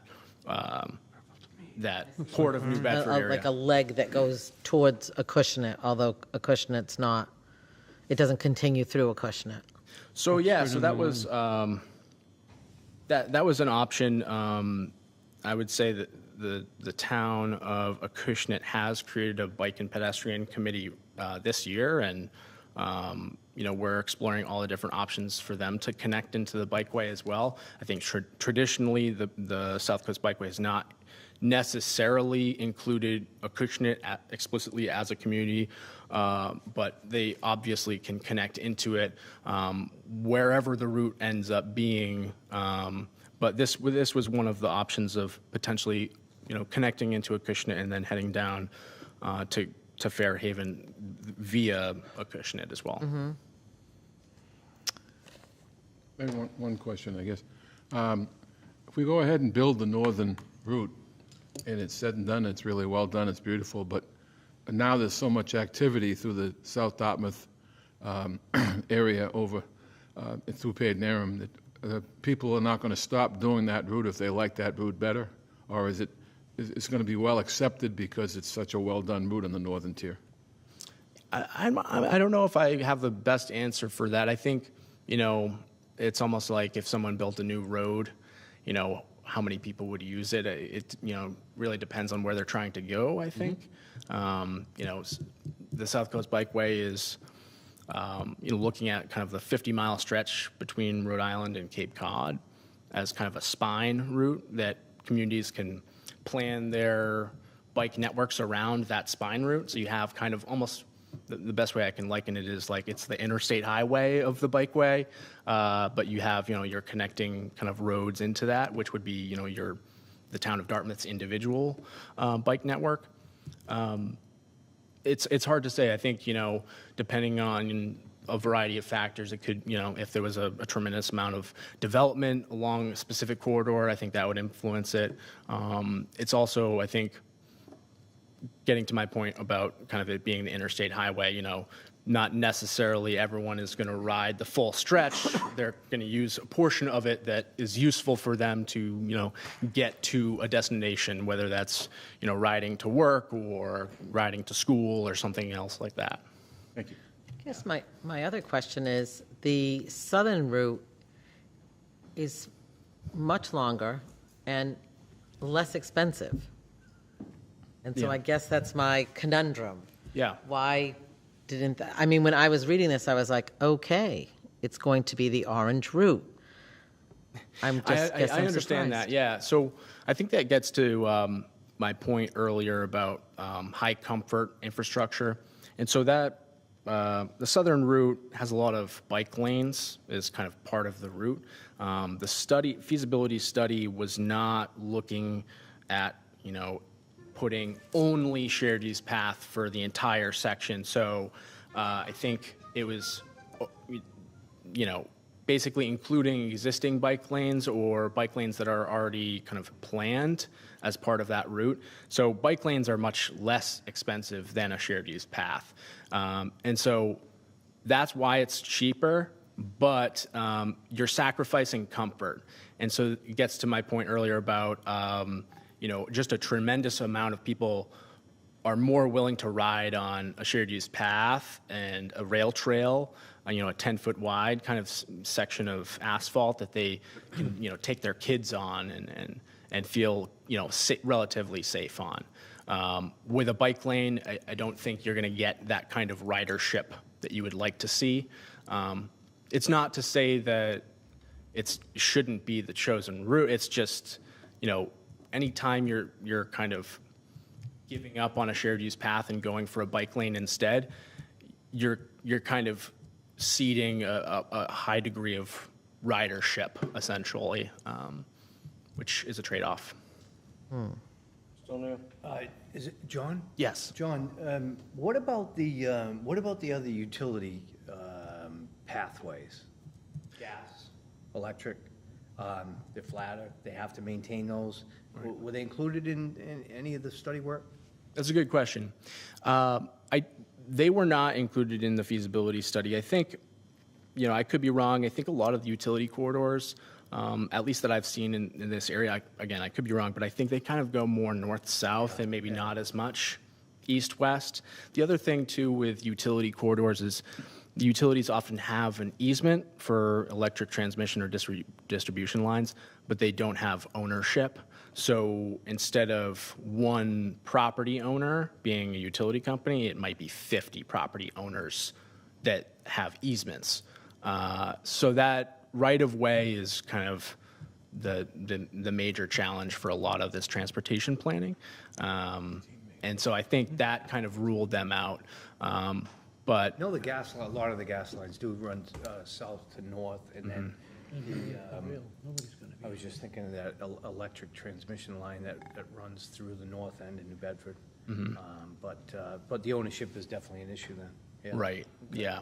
The other thing too is, for for the federal transportation dollars that the SMMPO has, typically right-of-way expenses are not included in that. So if the town of Dartmouth is doing a project and they need, an additional 2 feet of right-of-way for an entire section of a roadway, that's typically on the town of Dartmouth to pay for and not part of that federal funds. I see. Thank you. Okay, anything further? We'll sit here. All set? Okay, all right. Thank you, John. Yep. Okay, Pathways, you're up. Information tonight.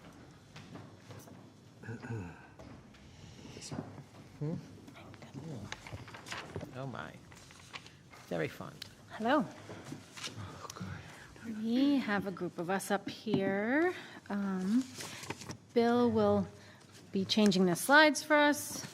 Sandy's going to fill in the gaps of all the details that she has in her head that I didn't write down. So I'm Sarah Labossiere. I'm the chair of the Dartmouth Pathways Committee, and Bill Trimble and Sandy Medeiros are also on the Pathways Committee, and Sandy Medeiros is also the president of the South Coast Bikeway Alliance. And I am a member of the South Coast Bikeway Alliance. Okay. Yeah.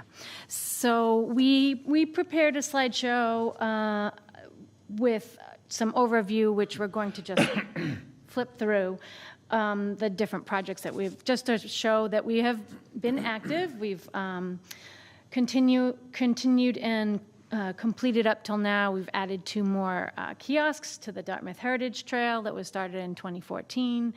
And we've put a lot of work into this Northern Scenic Greenway. So those have been our main foci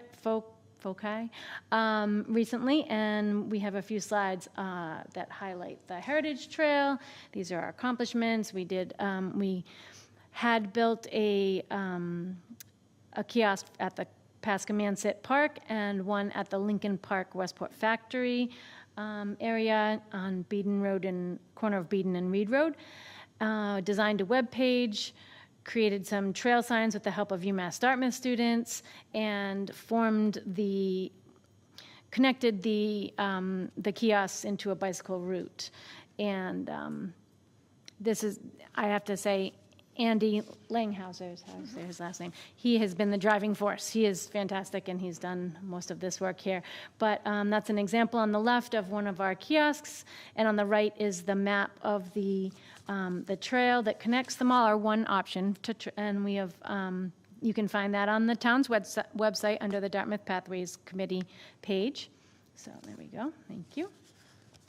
And this is an example of the village information and amenities that we have also listed on the web page. So it highlights some of the information that's on the kiosks, and also some attractions that you can also find in this area, and some food and, does it say food and beverage? Yeah. Okay, thank you. Let's see, these are some of the supporters for the Heritage Trail. The Dartmouth Community Preservation Act in October 20 of 2022 granted us the funds. The GNB Voc High School built the actual kiosk. Those are some students there with their work. The Dartmouth Rotary contributed some funds. Served Well Hospitality contributed some funds. The graphic design class at UMass Dartmouth created the logo, and Spinner Publications were also involved. And then we hope to have some group bike rides, some history and culture outreach, and those are some more examples. The one on the right, could you just go back real quick? Yeah, the one on the right is the Pascomansit Park kiosk. And I can't tell where the other one is. The other one, Smith Mills. Anyway, It's okay. It's one of them. All right, thanks. Okay, so now we're at the Northern Scenic Greenway. So also the first few slides will flip through fairly quickly because most of which John shared with you already, or a lot of which. So since 2012, the Dartmouth Pathways, the South Coast Bikeway Alliance, and SERPED have had a shared vision on connecting the communities with a shared use path for everyone to enjoy for recreation, exploration, transportation, exercise. And in 2018 was when we started the feasibility study, Closing the Gap, Phase 1 and Phase 2. As John mentioned, the funding for Phase 1 was through the CPC, a collaboration between the CPCs of Westport, Dartmouth, and New Bedford, which also kind of goes hand in hand to saying that they are initially supportive of this idea. They contributed $10,000 each, right? And then South Coast Bikeway contributed $5,000 at that point. And then that first phase inventoried the existing conditions and of 4 potential routes, which you were looking at, the orange on the south, and those. So the purpose of Phase 1 was mostly to guide the decision-making of the routing decision. And then we moved into Phase 2, and that was funded by a Mass Trails grant written by South Coast Bikeway Alliance. And it included the benefits and constraints, some cost estimates, public engagement, and concluded with a report, which you saw some of the slides of, and I imagine you mentioned that you had received the full report, I think. And yes, and public engagement also was included in the Phase 2. All right, that's number 10. Okay, so now this is a little bit more detail of Phase 1. You saw the map on the left. The magenta line was the northern route. So we've just isolated the northern route because that's the one that we're talking about at this point. That's the recommendation. That's all the evidence is pointing towards that. As a group, the Dartmouth Pathways and the South Coast Bikeway Alliance all agreed that we're going to focus on the northern route. And I do just want to point out that we're talking about the lower magenta line. The angled, shorter segment of magenta is on there for just future possible expansion. We wanted to include it just to show what else could be done. But as far as what our CPC application outlines and our preliminary design, what we're looking for is just that lower magenta line. And as John mentioned, it was about 13 miles from, if you're including Westport and New Bedford sections, but the Dartmouth section is 5.4, which I hope you don't think that is small, because that would be the largest section in this area in the South Coast along this 50-mile route. There is no other town that has a continuous segment that long, so it would be quite remarkable and very amazing. On the right is a map that illustrates the current usage, and Bill brought that up using a heat map technology.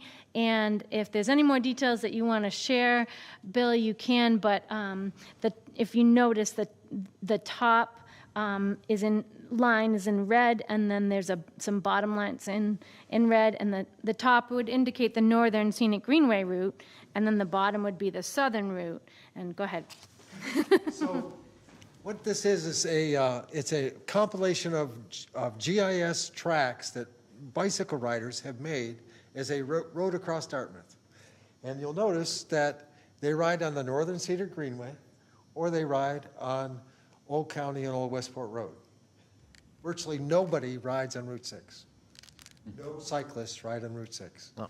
And the reason is you'd be so uncomfortable riding on Route 6 that nobody chooses to do it. Mm-hmm. The only place they get to Route 6 is at Tucker Road, because they have no choice except to go on Route 6 in order to get across the Pass of Anniston, or else go way, way down south.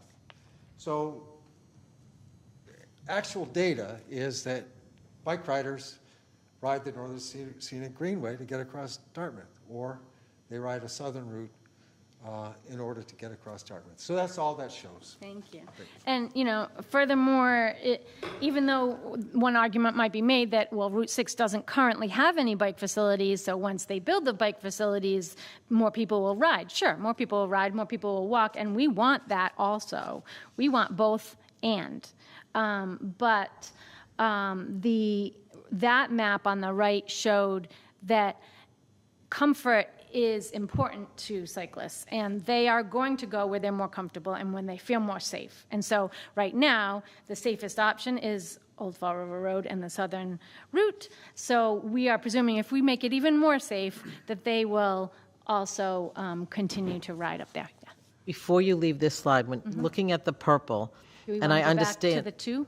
Yep, that's Yep, fine. there we go. I understand the route that you're talking about, what the leg would be for the future. But when you get over to the right-hand side, Yep.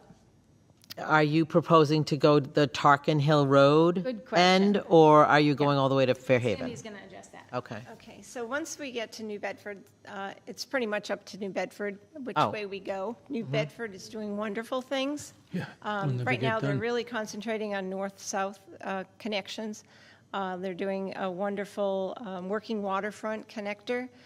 It's going to really transform the whole MacArthur Boulevard. Right now, it's in deplorable condition, but people commute it every day to go to the fish houses for work. I ride it when I want to go to Acushnet. It's a bumpy ride. They're also doing Route 18 north of Elm Street. There's a whole construction project there with proposed separate shared use paths for bicyclists. So when we get to this point at Tarkland Hill Road, that is also a developing area because of South Coast Rail at the Church Street station. Mass DOT is already working on that whole Kings Highway, Tarkland Hill section. I can't say it's great, but it's an improvement. So the idea is we would come around the airport. It's about 2.2 miles of New Bedford in that little strip from Old and New Plainville roads till you get to Mount Pleasant. Mount Pleasant has a plan to also have a bike lane, and most likely a separated buffered bike lane is what they call it. You might have seen it on Hathaway Road in New Bedford on the way to Riccardi's. Before you enter into Dartmouth, there's a buffer. So it gives a little more comfort for the rider. There's a new law that just passed this past January, the Vulnerable Road User Law, where everyone's supposed to give 4 feet to pass any vulnerable person. So that's wheelchairs, walkers, bicyclists, roadside workers, you name it. So that even helps with that situation. So again, when they get to Tarkland Hill, they have the option to either go Mount Pleasant and head south towards New Bedford and connect with Hathaway Road and eventually to Dartmouth, or they can go east on Tarkland Hill. They can go Church Street. There's so many options. Yeah. Thank you. You're welcome. Yes, next. Okay, so phase 2, analyze the conditions, develop the benefits and constraints. Assessment included the cost estimate and feedback from the civic engagement. This is on the right is an abbreviated quote from the Chapter 9 of the SERPED study report, recommendations and implementation. So I'm just going to read you the full quote. It says, based on analysis, which included in part input from the public and municipalities, the preferred routing option is the northern route. While efforts and resources should be concentrated on development of that route, this study was designed to provide information needed for implementation on a segment-by-segment basis. And I think that's significant because we're talking about the Dartmouth segment. We are Dartmouth residents. We only can have influence over Dartmouth. We very much are in favor of connecting. That's what we are. South Coast Bikeway Alliance is a regional group. That's our goal, is to connect all the communities. We very much are working for that, but as Dartmouth residents, Dartmouth Pathway Committee, we only have a mission statement for Dartmouth. So we would love for Dartmouth to be the leader in this endeavor to connect the communities and, be the first to sign on to this agreement between the communities. So we think that would be wonderful. All right, further study. So we did some concept drawings. Sandy has hard copies. This is the overall vision that was drawn up by our landscape design firm. They actually went out in the field, took measurements. And then we have individual slides as well. Excuse me. Yep, Bill's pulling up some individual slides. Those would be, this map indicates 9 segments. We just kind of made a little snapshot over some areas that people might want to find out how it would work in that section. So this one is Hicksville. So it shows the shared use path on the left. It shows an unchanged. On the bottom is the proposal from an aerial view. And the street view is on top now. Does it show existing? That one just has 2. Can you scroll a little bit the other way? No, there we go.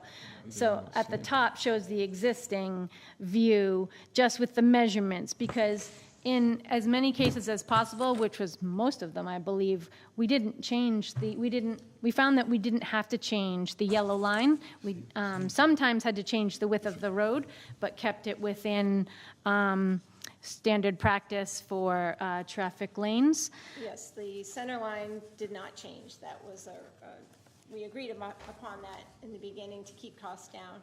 And then given the dimensions of the road that were provided from Serpent, actually from previous studies, they were able to come up with these concept drawings. Mm-hmm. And we did include also Westport sections and New Bedford sections, again, because our whole aim is to solicit approval and cooperation from all the regional communities. And so we are willing to lend these out to the pathway committees in those different towns to garner more support. So here we are presenting them to you in our effort to garner support. So these were created by Good Design LLC in 2023.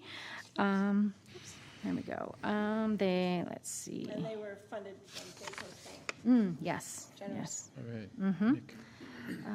Let's see, and it showed that the Northern Scenic Greenway facilities can be accommodated along the entire route with not too many alterations in the existing traffic lanes.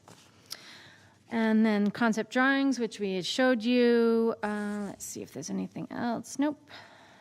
There we go. All right, skipping to 14, supporting documents. So one of our strongest arguments is that our proposals are warranted through evidence of our Dartmouth Master Plan. 2023, very recent, Chapter 8, Open Space and Recreation, shows that it asks DPC to continue working with local and regional entities on multimodal transportation, trails, and paved bike paths. We are tasked to establish connections with the South Coast Bikeway and other regional bikeways and trails, and implement the preferred routing. So those OR 5, G, H, and I show those goals. Okay, you can. And then Chapter 10, Circulation and Transportation, 1E, recommends that DPC support South Coast Bikeway Alliance efforts to move the bikeway through design, engineering, and construction, which we are attempting to do as a pathway committee. All right, thank you. And then this, you've seen this before as well. This is the MassDOT Priority Trails Network and map, and the emailed slide presentation that we sent you for your packets, those have links, live links, so you can link yourself to see, because obviously we can't read that very well. But what did I want to say? The Mass Trails team, they selected from many envisioned and championed trails throughout the state The chosen trails embody the values of things that we've highlighted for the Northern Scenic Greenway: the safety, comfort, equity, connection. Trails on this map have been identified by the interdisciplinary team as important trails to prioritize. So this is going forward to our request that you prioritize this Northern Scenic Greenway, which is on their map. It's not, that priority map doesn't guarantee any funding. It doesn't indicate preferential treatment. It's not they're not the only trails that are going to get attention and funding, and it's an evolving network. But it is worthy to note that the northern and southern routes that we have shown through our feasibility study are both included on that priority network map. All right, and 17, yes, so we've got these organizations and individuals as supporting the Dartmouth Pathways, of course. We are supporting our own initiative. South Coast Bikeway Alliance has voted and is enthusiastic and unanimous in their support. We have a letter of support from DNRT, which we think is very significant. They are very much in support of the connection to their facilities that they spend their time and finances on, and that are so popular in this town, that we're offering to help people get to them more safely and comfortably. Town of Westport, we are including them here as an organization or a municipality that is supporting this. They have gone so far as to write a 2024 Mass Trails application.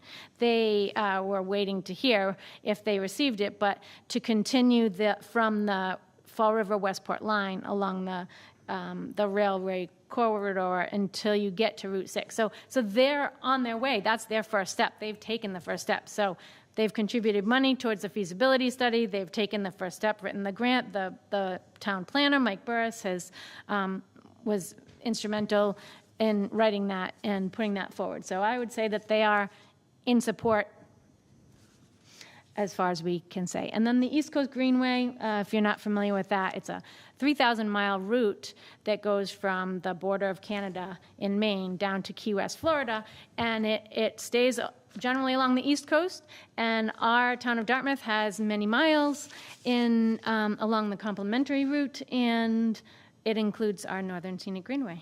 So they have written a letter of support as well. And then individuals, so feasibility study documents the community engagement, but we also, Sandy and I just a few weeks ago rode the length of the Dartmouth Heritage Trail just to see what it felt like and see the sights and enjoy the history. And we happened to stop up at Hillcrest Acres, Hillcrest Farm there with the alpacas on Old Fall River Road. We got some ice cream.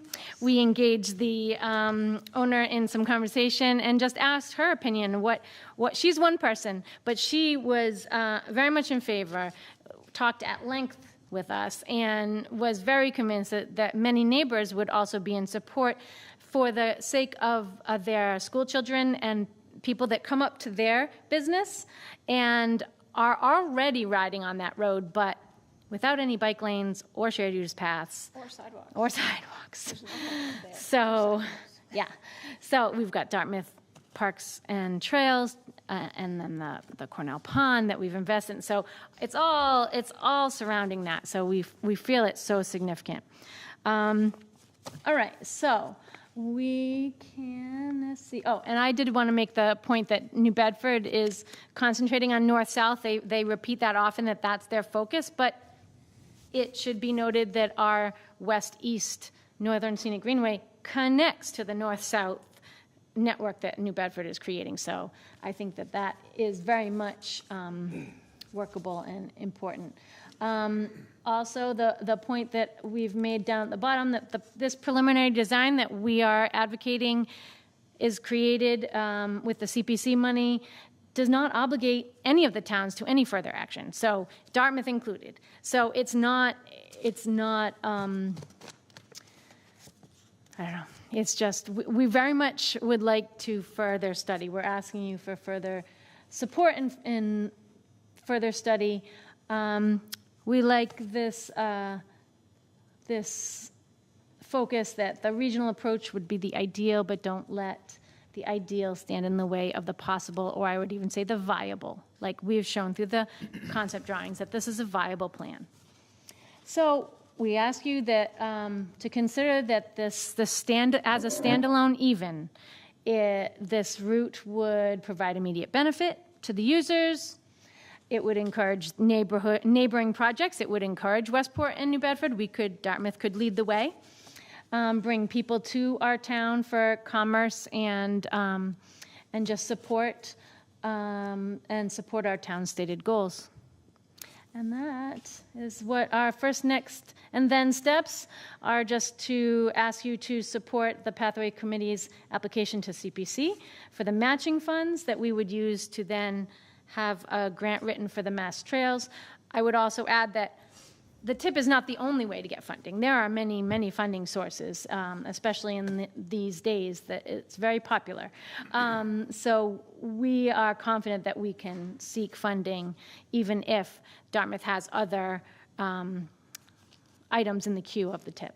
So then next, once we apply for Mass Trails, and of course we are awarded those funds, then we will seek funding for the engineering plans, and then once the plans are drawn, they'll seek funding for construction, and finally we will end up with a safe, comfortable, pleasant shared use path in Dartmouth. Thank you. Do you have any questions? Do you have any questions? Board members, any questions? So they're looking for support for CPC application for $25,000. DPC.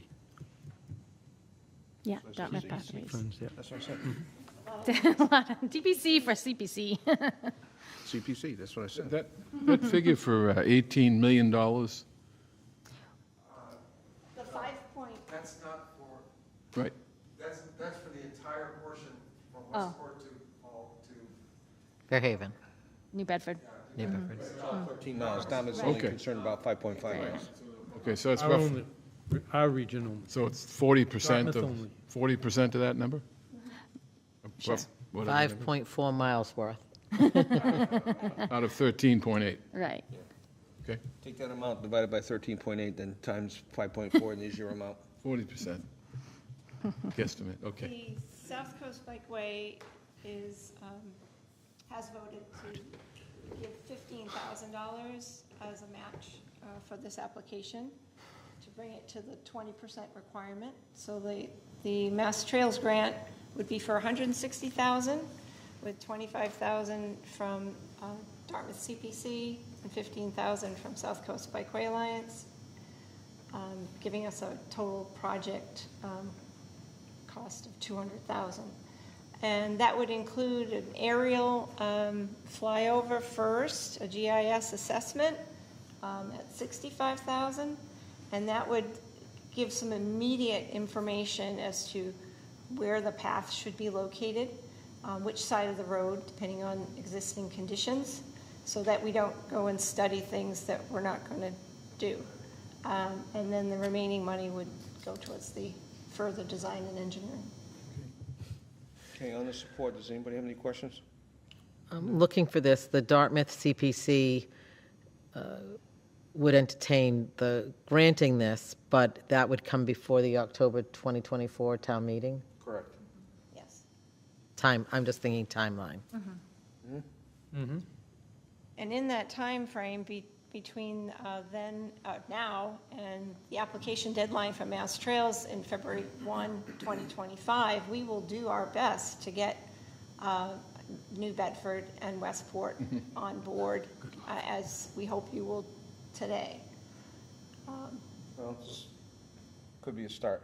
My only question is the number of people that use these routes, your membership, I guess. I mean, has that number grown over, well, it's probably since COVID, for sure. No? Bike riding? Yeah. Cyclists in general? Yes, it's a big industry, and it's an economic boom for your region when you build a trail.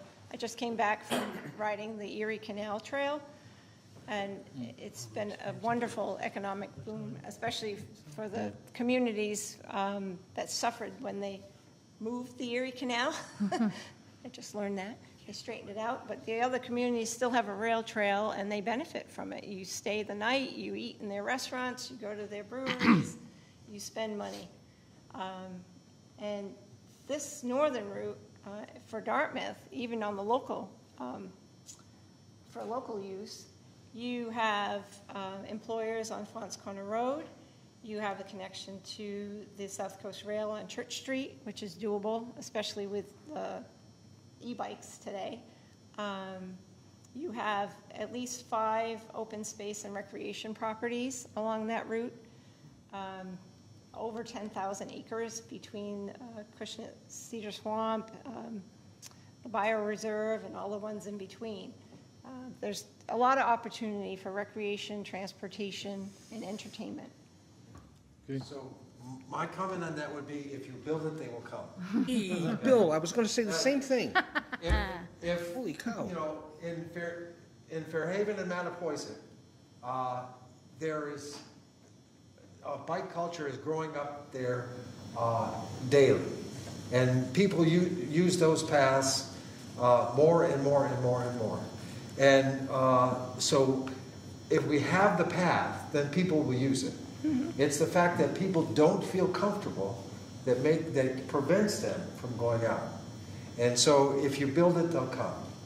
And there's just recently, the Adventure Cycling published a 4-day ride that goes from Boston to Providence to the Cape, and then to Provincetown and back to Boston, right through Dartmouth. So, including the part of the northern route and part of the southern route. So those kind of long-range trails actually get used a lot, and they're very popular. So if you build it, they'll come.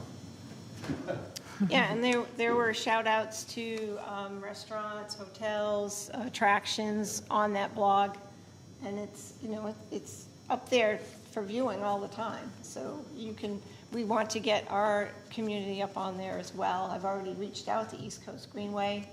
They're waiting for a list from me on which places to recommend. So.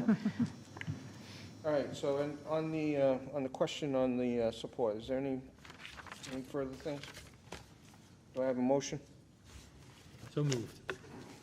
Motion made by Mr. Mickelson to support the application of the Pathways Committee for CPC funding in the amount of $25,000. Is there a second? Second. On the motion, any questions? All those in favor say aye. Aye. Opposed? None, unanimous. Got it. Thank you very much. Great job. Thank you. Thank you. Take care. Bill, good to see you. Thank you, Bill. And Bill, we're thinking alike here. It's kind of scary. That's a good thing. All right, next item on the agenda, we have line item transfers. Over to Gary. Mr. Carrero. I've got a 10-minute presentation. So as I develop the budget every year, through that process, we have customarily present to the board and then the Finance Committee, then the board, line item transfers in accounts where we see that there's deficits. So this year, I can go through them with you. They're all coming out of the same account, the pay down of ban accounts, is what will fund that these transfers. So I can review them with you. The first one is for $1,531.83, and that is for an increase in postage from the town clerk's office. As you're aware, that the packet gets sent out by mail. This year there was additional weight to the mailing, so this resulted in them exceeding their budget by $1,531.83. The next one is $124,000, which resulted in an increase in legal services, and mainly for Bliss Corner, the ratification of the Police Brotherhood contract, the wage through collective bargaining, $124,000. The next one, $485. This was a resulting in the increase from $12,000, and only $10,000 was budgeted for the seal of weights and measures stipend that's given out to the gentleman that performs that task. $485. The next one, $9,933.20. This was as the result of the assessment from Bristol Aggie. Customarily, every year we get this assessment late from them. We budget the best that we can, what we feel the increase would be. This was, in fact, a little bit more. Could have been an additional student that was sent there, which increased the assessment amount.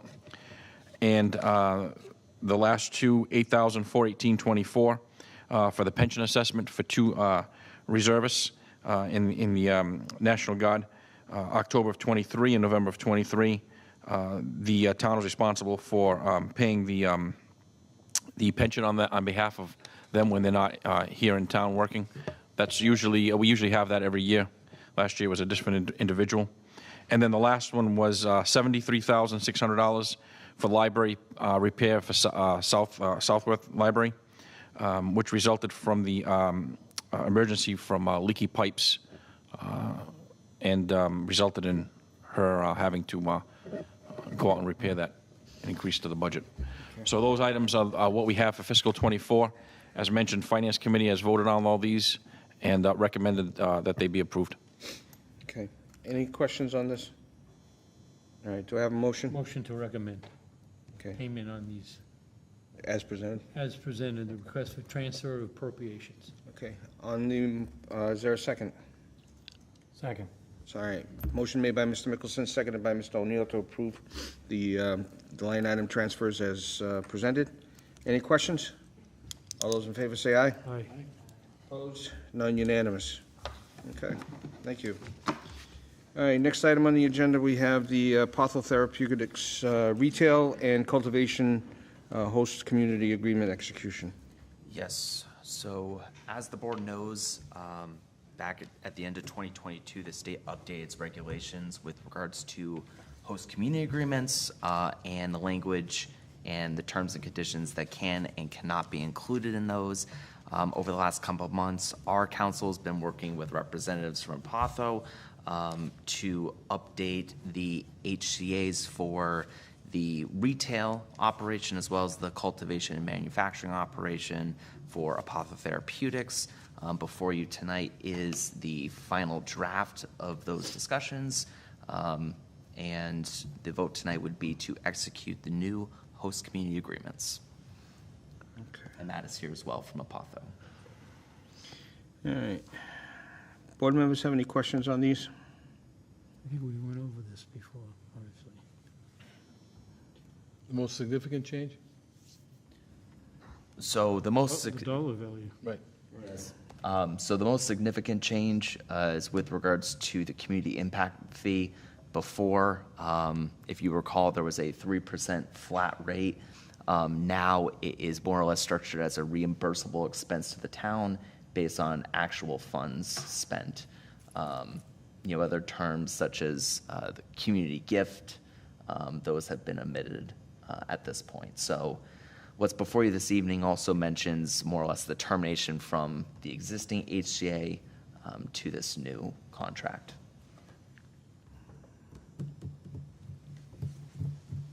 This is a reminder, this is nothing that the town of Dartmouth has done. This is a state. It's a state thing. This is a state issue. So when we first got into these agreements for the 3%, for the $50,000 gift, for the this, that, and everything, and rah, we're going to support your town and help your town. Now this is just another business in town. No fault of No fault of theirs theirs? either. No fault of So, theirs either. Just for everyone at home to know that. This is the lobby. Yeah.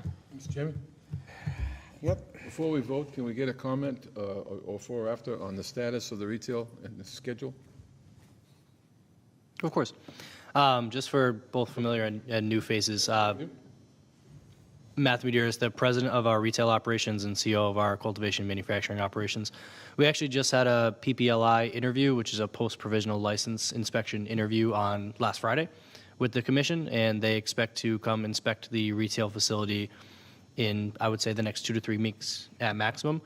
We plan on being a final report, essentially, for that post-provisional license inspection will be submitted by the end of July, which would bring us on the mid-August docket for the Cannabis Control Commission after which we'll get one final inspection for a commence operation. So our expectations is having an actual on-site inspection in the next 2 to 3 weeks with the commission, and then a follow-up inspection at the middle of August for commence operations. To open late August, I would say, at maximum for the retail facility. Any significant changes in your plans in the retail building itself from the original plan to what it's going to end up to be? The only very, very small change is just we had just a small fulfillment room for product that we just made into one walkway. But other than that, the existing infrastructure of the facility and changes from the first RFQ that we submitted to now has been minimal. Thank you. Of course. Thank you. Thank you, Mr. Chairman. And all your security issues are the same? So no changes to the security plan. So still the same amount of cameras, panic alarms, and exterior cameras as well. So does that include any fencing in the back? Yeah, so there is current fencing in the back as well, including also similar to our Plainville operations right off Route 1 up in Plainville, but similar to Route 6. We are going to have a lock gate for our transport vehicles. So we will have essentially fencing and a lock gate for any transport of products into our facility. So no one from the parking lot or off of Route 6 can just walk. Separate entrance? Correct. Okay. Yep, and a back entrance for the facility. Yep. Is Plainville been open? Yep, so the Plainville facility has been open since 2021. Yep. Thank you. Anything else from the board members? Motion to sign the new host community agreement. For both the retail and the cultivation? And the retail and the growing and retail. A second. Motion made by Mr. Mickelson, seconded by Mr. Tattlebaum. On the motion, any questions? All those in favor say aye. Aye. Aye. Chair votes against it. Also, I'm voting against it. Okay. And I'm 3 to voting 2. against it purely because my reaction to what the state has done. No reflection on Apatho. Ms. Brooks? I'm voting against it because I'm upset that the Commonwealth of Massachusetts has determined that they've removed the host community, the community impact fee, all the carrots they dangled in front of us to get into this business. And that's why I'm voting against it. They pulled the rug under us. Yep. Basically, yep. Mr. Chairman, can I just ask one question to the member? Are you able to share 1 year's worth of revenue with us for the Plainville facility? Net expense? It would technically be a different entity. Right, but I mean, Yep. It is a different, probably volume-based, but are you able to share that? Is that something you can send to me? Of course. Yeah, okay. That would be. I'll give you my contact. Yep. I would also rephrase your original projection and how it compares to the I see. existing. Understood. Both. I mean, We have a record of your original projection. Correct. So. I think to Mrs. Brooks' point, we want to build a budget on revenues Understood. from that market to be as accurate as we can, and we don't want to use numbers that are not realistic. Yep. So Understood. Just one note on that, we are still getting funding through the local option. So there is the 3% that is coming down through the sales revenue. So that comes, I believe, from DOR. So hopefully as we develop the budget next year, we'll have some accurate numbers in place. All right, so that takes care of that. So, If I may make a comment for the cultivation facility, I know the board was updated, but as a formality, I'll tomorrow essentially be sending a letter. We did a small name change essentially for the cultivation manufacturing facility as an entity. Prior, it was Apatho Therapeutics Dartmouth Retail Inc. It was then changed to Apatho Therapeutics Manufacturing Inc. The reason I'm notifying is essentially I'm required to send a letter, so I might as well give the board a heads up just saying we have changed the name to this entity. Same EIN, same structure, same no change in plans, but just formality. And what's the new name? Apatho Therapeutics Manufacturing Inc. Okay. Do you anticipate any what's going forward on the grow facility? Just an update is we're currently working with Eversource to bring in the utilities to actually continue the next phase, essentially. okay. All right, thank you. That's also J. The cultivating. Right. space. Right. Well, this is, Also, The vote that you just took. to Right, we cover just, both yep. items on the Cover agenda. both items, yep. Oh, then I have a question for the, until you are up and running, where will your retail product be coming from? Yep. So our retail product will be categorically our flour product is going to be coming from our Athol facility, but it's not necessarily sufficient enough to do the entire menu for a flour product. So we will be sourcing with actually partners around, like essentially New Bedford, Westport as well. So we're local partners that we have already started discussions with doing business in our Plainville facility in anticipation to our retail in Dartmouth opening until the cultivation opens. But as soon as the Dartmouth cultivation opens, a majority of that flour menu of that category will, and excuse me, other concentrate, edibles, vapes, et cetera, will be coming from the Dartmouth facility. Because I know you can't cross state lines. Correct. Yep. So when do you expect, I know you said retail would be open in August. Yep. When do you expect the growing facility to be open? Realistically, I budgeted an extra 2 months. Our anticipated internal target is January of 25, but I would like to at least give a conservative date of March of 2025. Okay. Yep. All right, thank you. Excellent. All right, Thank good you. luck.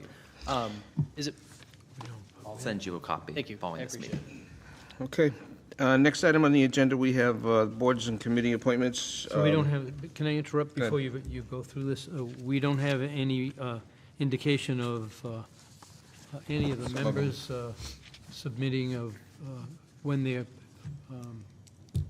how many meetings they've. Well, brought. I asked Ms. Brooks to go through the whole thing, to let us know which ones we can do, but there are a couple things. Several of these appointments are actually employment. So the animal control officer, the assistant ACOs, the assistant harbor masters, the special police officers are actually employments. We can do those tonight. The other one is the Board of Registrars. Excuse me. Board of Registrars, as you know, requires a Republican, a Democrat, and an independent.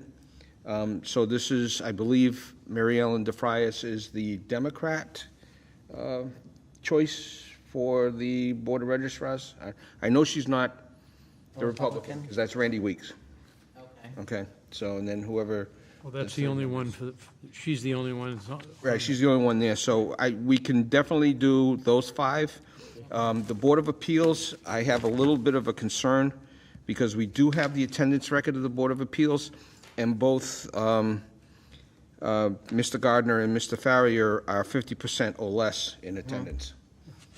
And we've always asked to be at least 75%, so we're going to hold off on them at the time. So we. I'll tell you the rest, too. Okay, we don't have the Agricultural Commission, correct? No, we have Community Preservation. James Conlon has attended 75% of his meetings. Okay. The Conservation Commission, Nat Watson has attended 65% of his meetings. John Beauregard for the Greater New Bedford Regional Refuse Management District Committee. They sent in a whole laundry list of meetings, and he's achieved it. Historical Commission, Christina Seawall, 92% of the meetings. And the Sister City Delegation held no meetings last year, but I think we can. Yeah, no, we can reappoint them. Yeah. Neither did the Lincoln Park Plan Approval Authority. Oh, okay, No they meetings. didn't, well, they didn't submit anything. Lincoln nothing- Park. there was nothing Nothing to do, submitted. yeah. Right. Yeah, there was Okay. nothing with the sister cities either, so. Right. The bikeway, they didn't submit anything, correct? No, I just went through all the Youth ones that Commission? actually did. So do you want to take the employment ones out of order and Yeah, let's have us take, vote on all those? right, so the appointments for the employment Wait 1 second. positions. I apologize. Sure. I believe my signature is also on the line. Do you want me to sign today or just? We'll follow up, we'll scan it to you, and then you can sign it, yeah. Okay. Have a good night. Okay. So want me to read those off? Yeah, well, the animal, I'll do Okay, that. go ahead. The animal control officer is Sandra Gosselin for 1 year. The assistant animal control officer is Stacy Rebello Hardy for 1 year. Do I have a motion? Motion to approve both. Motion to approve Second. Seconded by, motion made by Mr. Mickelson, seconded by Ms. Brooks. On the motion, any questions? All those in favor say aye. Aye. Opposed, none, unanimous. All right, Assistant Harbor Master Charles Howland for 3 years, Michael Wheaton for 3 years. Motion to approve. Motion made by Mr. Mickelson, seconded by Ms. Brooks. On the motion, any questions? We normally have 2, or is it just? There's actually more than that. Those are the only ones that come up for. Not enough, that's the number. It's the only ones that came up this year. Enough. We'll get enough, yeah. Not all spots are filled. On the motion, any questions? All those in favor say aye. Aye. Aye. Opposed, none unanimous. We'll do the Board of Registrars of Voters, Mary Ellen DeFrias for 3 years. Motion to approve. All right, motion made by Mr. Mickelson, seconded by Mrs. Brooks? Mrs. Brooks. On the motion, any questions? No. All those in favor say aye. Aye. Opposed, none unanimous. All right, we'll do the... Police officers? Yep, on the special next police page? officers. The special police officer employments are for 1 year only, and that's Alan Shaw, Mike Zelinski, Howard Wong, Joe Vieira, and Richard Maderas. Motion to approve. Motion made by Mr. Mickelson, Shocking. seconded by Ms. Brooks. We're getting Might as well just kinda punchy keep- down might as there, well yeah. just kinda, yeah, really. Yeah. On the motion, any questions? All those in favor say aye. Aye. Absolutely. Opposed, none Careful. unanimous. Oh, my All God. right, Help Ms. us. Brooks, take over. I'd like to put forward Community Preservation Committee, James Collin, for 3 years. A motion to approve. Is there a second? Second. Second by Mr. O'Neill. Made, on the motion, any questions? All those in favor say aye. Aye. Opposed, none unanimous. Next, I'd like to put forth Nat Watson for a 3-year position to the Conservation Commission. Motion to approve. Motion made by Mr. Mickelson, seconded by Mr. O'Neill. On the motion, any questions? All those in favor say aye. Aye. Next. I'd like to put forth John Beauregard for a 3-year appointment to the Greater New Bedford Regional Refuge Management District Committee. Motion to approve. Motion made by Mr. Mickelson, seconded by Second. Mr. O'Neill. On the motion, any questions? All those in favor say aye. Aye. Opposed, none unanimous. I'd like to put forth Christina Seawall to serve for 3 years on the Historic Commission. Motion to approve. Motion made by Mr. Mickelson, seconded by Second. Mr. O'Neill. On the question, all those in favor say aye. Aye. Opposed, none unanimous. I'd like to force Stanley Mickelson to serve 3 years on the Lincoln Park Plan Approval Authority. One of our finest members. You'll have to. Yes. You'll have to, motion to approve. Motion to approve. Motion made by Mr. Tattlebaum, seconded by Mr. O'Neill. On the question, With reservation. all those in favor say aye. Aye. Opposed, none unanimous.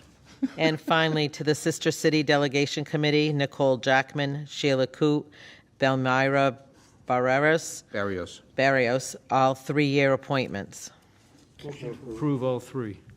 Motion made by Mr. Mickelson, seconded by Mr. O'Neill. On the question, all those in favor say aye. Aye. Okay. And then all the rest, We will wait for more information. Yep. okay. Well, there is one other, I think. Village Parking Committee, we don't have a. We didn't send it in? No. Okay. All right. Well, we'll do it. Okay. All right, as we wait for the attendance records of all the remaining committees, town administrator shirts. You now have in your possession 3 proposals for the town administrator search. One from the Collins Center, one from Paradigm, and the newest one from David Cressman, our former town administrator. Mr. Cressman's Paradigm and the Collins Center were for $13,000 and $14,000. Mr. Cressman's is a consultant fee of $5,000 for a maximum of 50 hours at a rate of $100 per hour. Legal ads to cost approximately $1,000. And then, I guess when it came time for the review and interviews, it would be lodgings of 2 nights at a hotel. There was also 2 concerns regarding the print ads, whether or not it's necessary to do a print ad, but the MMA Beacon ad deadline is July 11th and then August 27th. And then there are some other opportunities for advertising. So what does the board want to do? You want to make a decision tonight, or do you want to chew on it and discuss this at the next meeting? Possible to meet with these? I mean, I feel that they've given us very comprehensive, saying that. I feel we have a lot of information in front of us from them. So why don't we do, I think we should do it Zoom. I don't think Dave has to, should have to come down. Well, if we do that, we do that with the Collins Center. Yeah, we'll and do it for set up- everybody. Yeah, set all up- three of them. All right. Do you want to have a separate meeting for that, or do you want to do it at the next meeting? How are we set for the agenda so far on the 24th? I mean, So I suppose just in terms of procedure, from a procurement standpoint, we did put this out as soliciting 3 quotes. The idea is we would, if we go that route, we would be getting the lowest of the 3 quotes. That's who we would do in terms of procurement. Now, because, again, we're above $10,000 for 2 of these proposals. Now, the third proposal, the only thing I would add in there is just based on how the pricing is structured with Mr. Cressman. It's unclear to me what the total cost of the town would be. I know he's budgeting 50 hours, but I don't know if, based on the language before that, says in terms of cost and factoring, it would be paid monthly on a reimbursable basis. So I guess that would be my only question with regards to what the out-of-pocket cost of the town would be for his services. do you want to follow up with him? I can follow up. You have his phone number? Yeah, So- it's right here. Oh, okay, all right. Okay. If you- Why don't you follow up with him Yes. and get it, and see if, maybe you can.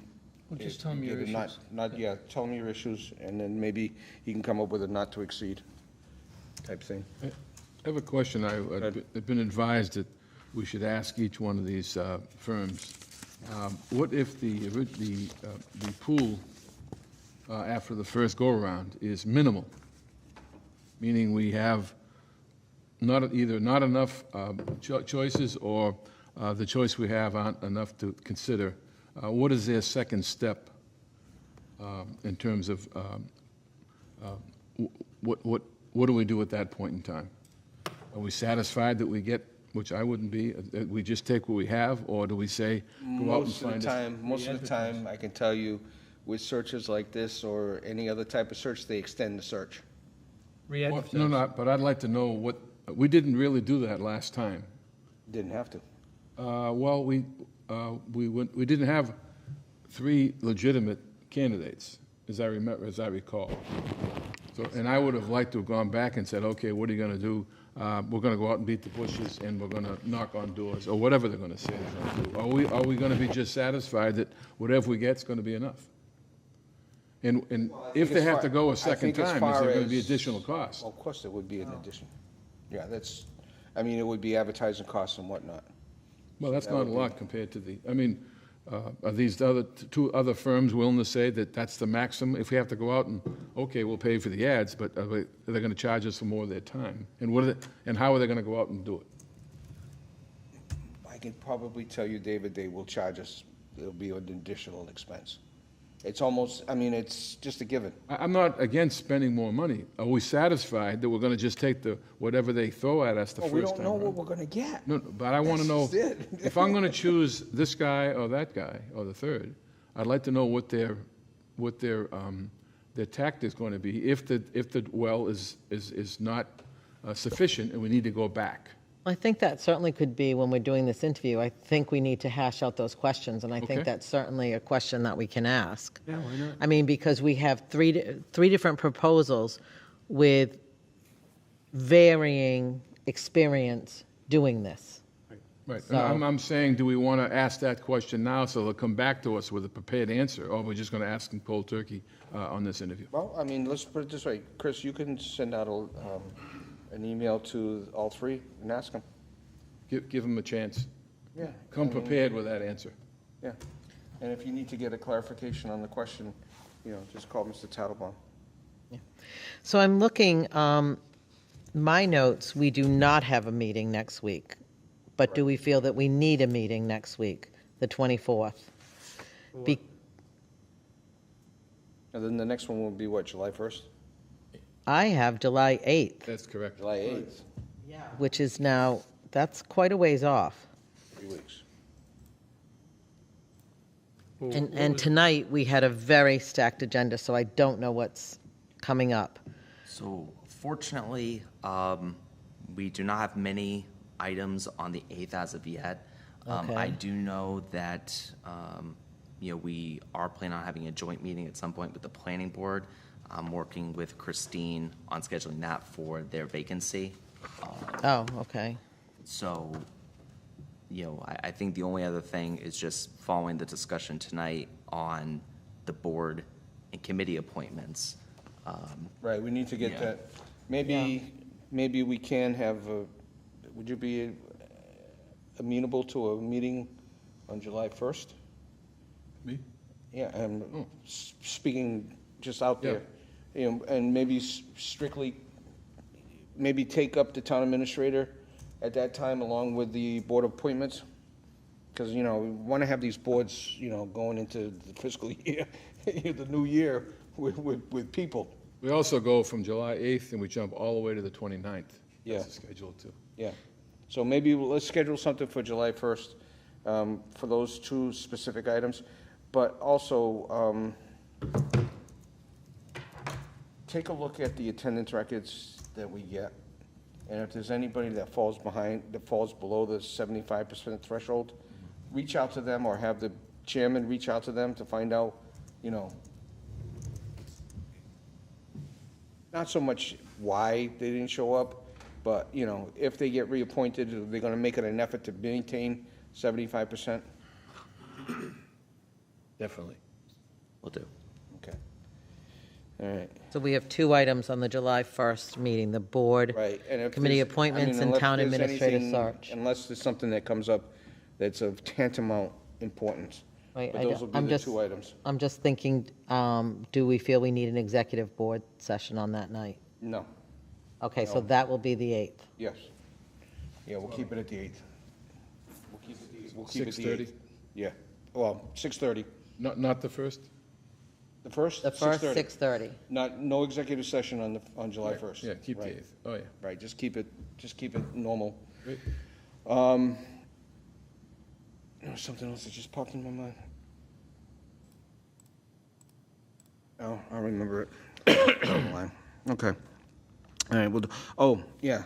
So on the 1st, are we going to have these groups come in or just the answers that you're looking at? Do you want to do the interview with these people? Or do you want to just? What I'm thinking is maybe that night we talk about the questions we want to ask. I think then we're talking about, we're really extending the process, going pretty far out. Then we certainly can move right in.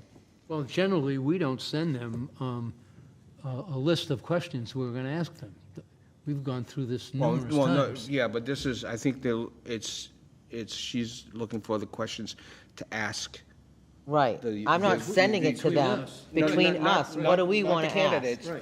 So we have between the 3 people. numerous lists of people we've interviewed for jobs, right? Mainly, the last time we had obviously a town administrator. So maybe we can So let's just look at send that those first. out. Yes. We look at that and see if Right. Are you talking about the questions for the applicants or the questions for the The companies interview. doing the work? The company's doing the work, for us to ask the applicants that's- about the process. Maybe at that point, there might be some things that were not pertinent at that. Because only one of them told us a timeline. Right. But if Right. we could look at those, So I would say develop the questions. Yeah. We can discuss it on the 1st, and then maybe on the 8th, we can do the interviews with the 3 individuals. And if I may, in the meantime, what I can do is, again, just because I want to make sure the procurement process on this is done Right. right for the town, is, if we're going to be asking questions or if there's a certain scope of work, for example, we want to advertise in a certain location. We want the timeline open for a certain period of time. We want to make sure that all of the proposals are reflecting that same scope of work so that we can compare apples to apples with these And they proposals. can only be asked those same questions Right. by all of us. Those are the candidates. No, that's for the That's candidates. That's the, yeah. that's the candidates, not the companies. So I'm happy to Companies are good drilling. just follow up with the board and just with a recommendation on how to proceed. Fine. And if the board is okay with it, I would like to involve Denise. Full disclosure, I do intend to put my name forward for candidacy for the permanent position, and I just do not want there to be any appearance of impropriety. So when it comes to discussions and direct correspondence with these firms, I would ask that Denise be the point person. for That's that. I think that's a great idea. That's fine. But And if you need to, as far as procurement goes, you can also discuss it with Anthony. Yes. But also, as far as procurement goes, Same for I them. don't think we need to go with the lowest bid if we feel that the lowest bid is not going to get us the candidate Right. pool that we want. Yeah, so, and I So think just that would make be sure that- reflected with yeah. with the final scope, if you will. Yep. And the revised information that they may send over. Mr. Chairman, it may also be Go ahead, maybe an advantage to maybe talk to one of the firms to see what questions they might be asking in the forefront. I'm not sure if they may want to release that information to the town, but I'm sure they have a strategy. Yeah, I'm sure they've gone through this process before, so they pretty much know, the already questions know- to ask yeah, of each yeah. candidate. Right. So I I'm don't looking think for the that's so much. questions that we're asking the Yeah, companies. we're looking for questions to ask of Right the now. firms. So, to go from there. All right. So, all right, we have that idea. Okay. I like that. Interim town administrator updates. Yes. So working with MEMA, the town was awarded just under $30,000 through a federal grant to update our hazard mitigation plan. Our current plan expired as of 2020, so it is, very important Due. that we get that updated. It certainly due. This is important because it's our long-term strategy to reducing or eliminating risks from various man-made and natural disasters. And having a active and current plan also opens us up to additional grant funding opportunities from the federal government. So we're very pleased to get that process started in the coming weeks. Terrific. Also this past week, the town had its kickoff meeting with SERPID on its housing production plan. This process is going to take just over a year. But with that, we look forward to engaging with the various stakeholder groups, and certainly as we get some dates on the book, having membership from the select board there. Part of those stakeholder conversations will be important. So for additional information, you go to the Engage Dartmouth website. Third is this upcoming Monday, we have our first co-interim town administrator department head meeting. And I know Chair McDonald is going to be there speaking on behalf of the select board for a portion of that. And lastly, just want to wish everyone a happy 4th of July. I know we'll be here on the 1st, but never Just truly in say happy case. 4th. No. All right, and there is a reminder, and I know it's been about Wednesday, town hall, town offices are closed, school's out, but trash is delayed one day, so if you have a pickup on Wednesday, it will be Thursday. Thursday will be Friday. And then when it comes to July 4th, which is a Thursday, it'll be picked up on Friday. One more time? No, it's okay. You don't have any trash, so. I do my trash, yeah. I gotta drag it up the hill all the time. All right, so is that it? Gary, do you have anything for us, or just? No, I think the most important thing was the Okay. department head. All right, so old business, I'm assuming we have nothing on Bliss Corner, nothing on Lake Nokichoke. That's correct. Nothing on municipal broadband, and Mass DEP has been very quiet about Title V, which is very scary. No new updates. Okay, we have no minutes. Select Board, do we have any updates from anybody? Mr. Tattlebaum, anything? I'm good. Mr. Mickelson? Mr. O'Neill, you have anything? Just one thing, Mr. Chairman. I had the opportunity to go to the meeting on June 7th with the MMA to go over the open meeting, public records laws, municipal finance, and very interesting discussion with Jessica Sizer from Mass DOR on budgeting and reporting that the towns have to go through. There was some discussion on public speaking and civility in local government, and also public engagement. So it was a well worthwhile one day. Thank you. It can be. Plus the fact a lot of this is on their website too, so that you can always refer to anything. Mrs. Brooks, do you have anything? Just to let everyone know that school is out as of today, Dartmouth Public Schools. School's out for the summer. And everyone's off, but also that beach stickers are in effect. Yep. So that started June 15th. So anyone wishing to go to the beach needs to get themselves online to get their beach sticker. Well, apparently there's a little. There's a sign there. Yeah, for- they do in person, Right. not all So- the time. Right. So that it's in the downstairs. Go on to the Dartmouth website and it'll tell you all the possibilities. Online, paper, in person, but you're not going to the beach without a sticker. We have to. 6 o'clock, July 1st? When do you want to do it? Well, 6:30, normal time. All right. Yeah, might as well just kind of stick with that, so, okay. All right, the only thing I have is, I have something that I will be presenting to the board come July 8th. Many of you know the old Boston Post cane routine was given to the oldest residents, the oldest resident in town. Dartmouth never participated in that program. I've developed, and through my company, I've developed a challenge coin. It's to present to any resident in the town of Dartmouth who achieves the age of 100 years old. And what we'd like to do is present that individual with the coin on behalf of the select board, the entire select board, along with a proclamation, just wishing them the best on their century turn. This would also be for any resident. Congratulations. Stanley's got a couple years to go. I say give it to him now. I will, hopefully the coin will be in my possession in the next week, and then I'll be able to send pictures of it to you guys. But we'll make an official thing coming up so that future generations will be able to pass the coin along. One thing the heirs can fight about. So do I, actually. Maybe I might Come to the not meeting, be, yeah. I might not be in the best of state of mind, but at I'll least. let you know. Yeah, I know. What was it, next week? Is it next week? I'll let you I know. hope to have the coins You'll be before the then, You'll Stanley. be the first one to get the notification. But there is an individual coming up who's having a 100th birthday. Hopefully I can get I'll have a proclamation signed, and we Fabulous. can bring it to her for a banquet, and I can have the coin at the same time. So with that, do I have a motion to adjourn? Motion made by Mr. Mickelson, seconded by Mrs. Brooks. On the motion, any questions? All those in favor say aye. Opposed, none unanimous. Good night, everybody. Yeah.